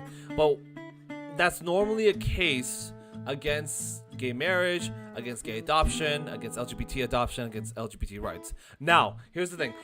That came from Confucius, a very Eastern philosopher. And he was correct because this was trying to explain China's dynastic cycle of rise and fall. Because it happens all the time. It goes up, it goes down, it goes up, it goes down. Rehabilitation for the kids may help them cope and educate so they can survive. It could. But here's the sad part in regards to like mental health or anything. At the end of the day, it falls upon them. They need to first admit it. And there's some people that grow up into adulthood. Some people that just get, you know, when they get deleted, never admit it, never will get help. But yeah, going back into like China's dynastic rise. I mean, for example, you have the Han Empire, and when the Han Empire collapsed, you have the Three Kingdoms, which, you know, if you're a gamer or if you like Chinese drama or wuxia media, like Three Kingdoms is my favorite. I love it. But you have stuff like that. And with Three Kingdoms, it's like, you know, everything came together and came apart. Then after Three Kingdoms was a princesses era. Then the Three Kings and Five Barbarians era. I mean, like, Chinese ancient history is ripe with, like, cycles like that. But going back to with Confucius, here was the thing. He was trying to explain that it starts at the household. Children respect their mother and father. When they respect their mother and father, then they can respect the state. Then they respect authority. That's where everything comes up, all the way up. Yeah, Asian culture, like, yeah, I'm Filipino, man. Like, Filipinos have their own sense of culture in regards to the family. Like, Filipinos, it's very, very weird to us for somebody to move out of the household. That's very weird to us. I know that's the same with, like, Mexican culture and Indian culture. It's very weird for somebody to leave the household. One of my friends is married to a Filipina, and the parents are at the house. Here in America, it's like... Here in America, it's weird. It's seen as bad if you live with your parents. Filipino culture, it's the opposite. If you left, if it's like a kind of like, you kind of left your family behind. And it's weird. And here's the thing, at this day and age, rent is so expensive, everything's so expensive. Not a lot of people are like, either you are living with roommates, you are living with your partner, or you're living with your parents. Very rarely are you living by yourself. Unless you're a part of like the 1% of the 1% of the 1%, it is very rare to have someone live by themselves. I don't know. But you have stuff like that. We always hear the wealthy share the fair taxes. You know, I'm not going over that for the sake of it's just the talking point that I hear all the time. Yes. Securing the border. I mean, honestly, that kind of covers it. I mean, if I were to rate a speech from an A to an F, speech I'd probably give like a B minus, B. It was pretty good. I'm not gonna lie, it was pretty good. Where it doesn't meet the A criteria is in the sense of, I honestly felt, my personal opinion, it did feel like more of a campaign promise. Because here's the thing, I don't think Trump and Biden are gonna debate. I don't think they're gonna debate anymore. You see, Minus is not doing it. He said, yeah, that's the thing. Like, he's not going to.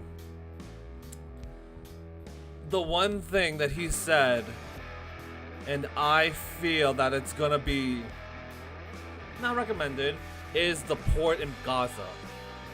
Because here's the thing, in order to put that thing in there, you have to put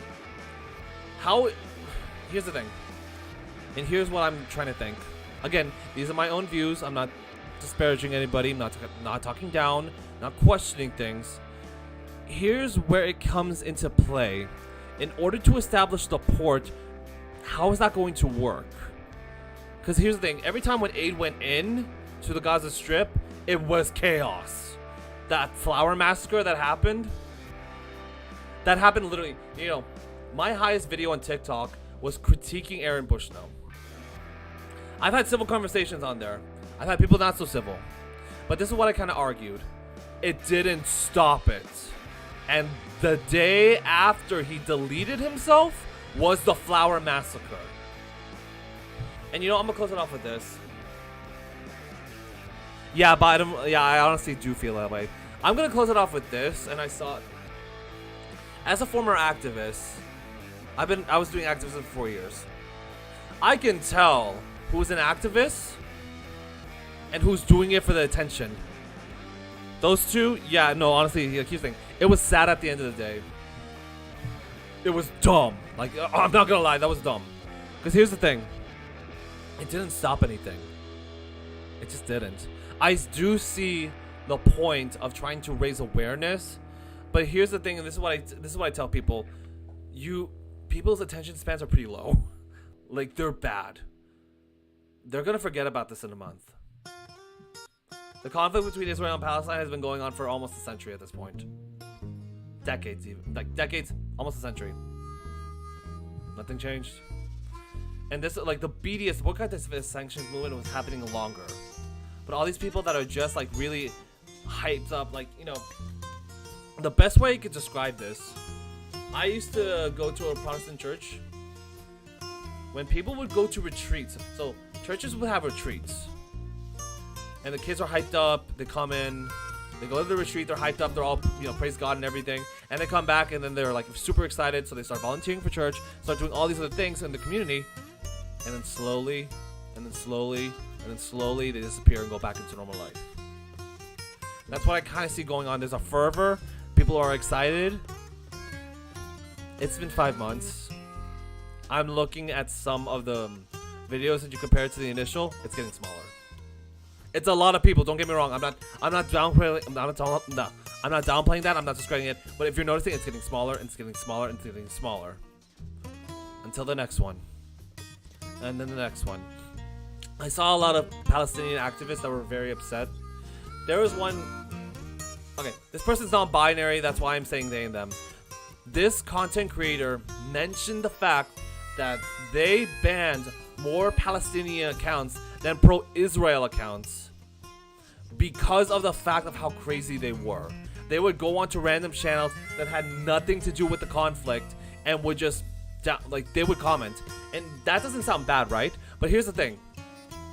They noticed that, like, let's say they post a kid getting cancer, a kid dying, deleting. Yeah, right. Like, I'm worried. Deleting. They would post that, and then all of a sudden under the comment section, they're like, "Oh, well, that's horrible, but well, you should post this." Like, their child just died, and that's what you're posting. Like, wait, please. And I've also seen, like, and that's why they got upset, and I agreed.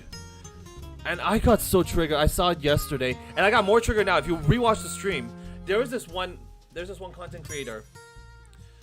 She was calling this woman. She was lying. Oh, you weren't taken as a hostage on October 7th. And guess what the video was? Her nose. She was talking about that person getting a nose job, and she was explaining. Okay, see, now I gotta talk in code. It was so bad. Now I have to talk in code. This content creator was looking at the nose of a specific person and comparing ethnic groups of noses. Do you get what I am saying? What in your right mind made you think that was okay? Like, what? Like, optics. I've had mentors tell me, be careful what you post. Go through my stuff. Go through my blogs. Go through my TikToks, my Instagram. You can go through my streams. I'm not saying anything wild. I'm not. But you have stuff like this. And unfortunately, I think that's the unfortunate situation going on. You have more performance activism than activists itself. Yeah, I know. I know, man. I know. I'll be honest with you. I'm not gonna lie. Some people get caught off guard by my stances of what I say. My biases, okay? Just laying it out there. Right wing, pro-Israel, pro-America. That being said, I am not blind and I'm not being blind and oblivious to what's going on. Like, it's really bad in Gaza. I'm not gonna it's really, really bad. We need to have conversations with people that disagree with us because we need to come up with actual solutions. Because what's going on now is everyone's just yelling at each other left and right. The most productive thing that I saw was a Jubilee debate where you had pro-Palestinians and pro-Israelis sit down on a table and talk. Yeah, it's all... Yeah, whatever's left in Gaza is rubble. And even then, they're still picking people out of the rubble. I don't know. I just don't. I think, honestly... And I'm going to close it off with this. Yeah. No, here's the thing. They're lucky. The deleted people are lucky. There's still people alive. If they're still alive, that's bad. Because, they're pulling people out. They just look like skeletons at that point. Having conversations with people that we disagree with helps everybody out in the end. We come up with actual solutions. And that's when it comes with the TikTok ban, closing it kind of all up, where I do kind of see the point and purpose of it. But, anyways, this has been my longest stream, and I think I said I did fairly well with entertaining everybody for 3.5 hours. But I just want to say thank you to everybody on here. Elite Squad Gaming, thank you so much for the follow. Thank you for the comments. Over here, D-Tongue, thank you so much for the lively conversation. I am going to do this again tomorrow. This has been awesome. P, Wave Guy, Corbin, you guys have been amazing. Let me just get up on here. Thank you to Willie Coyote. Thank you so much. Yeah. Hey, Willie Coyote, you did come back. Yes. Thank you. Good night. I'm going to do this again tomorrow. I want to see y'all there. We're going to talk more. I like having conversations with people, especially on the other side. I love it. I just do. But anyways, thank you so much. Thank you to Striker for all those donations. I love it. Good night, everybody. I hope you have a wonderful night, and I'll see you tomorrow. Oh, by what time? Okay, I'm going to post a story. So I'm going to post it on TikTok first, and then you're going to be able to see it, okay? You'll probably see it early in the morning, and then I'm going to post it, okay? Anyways, good night.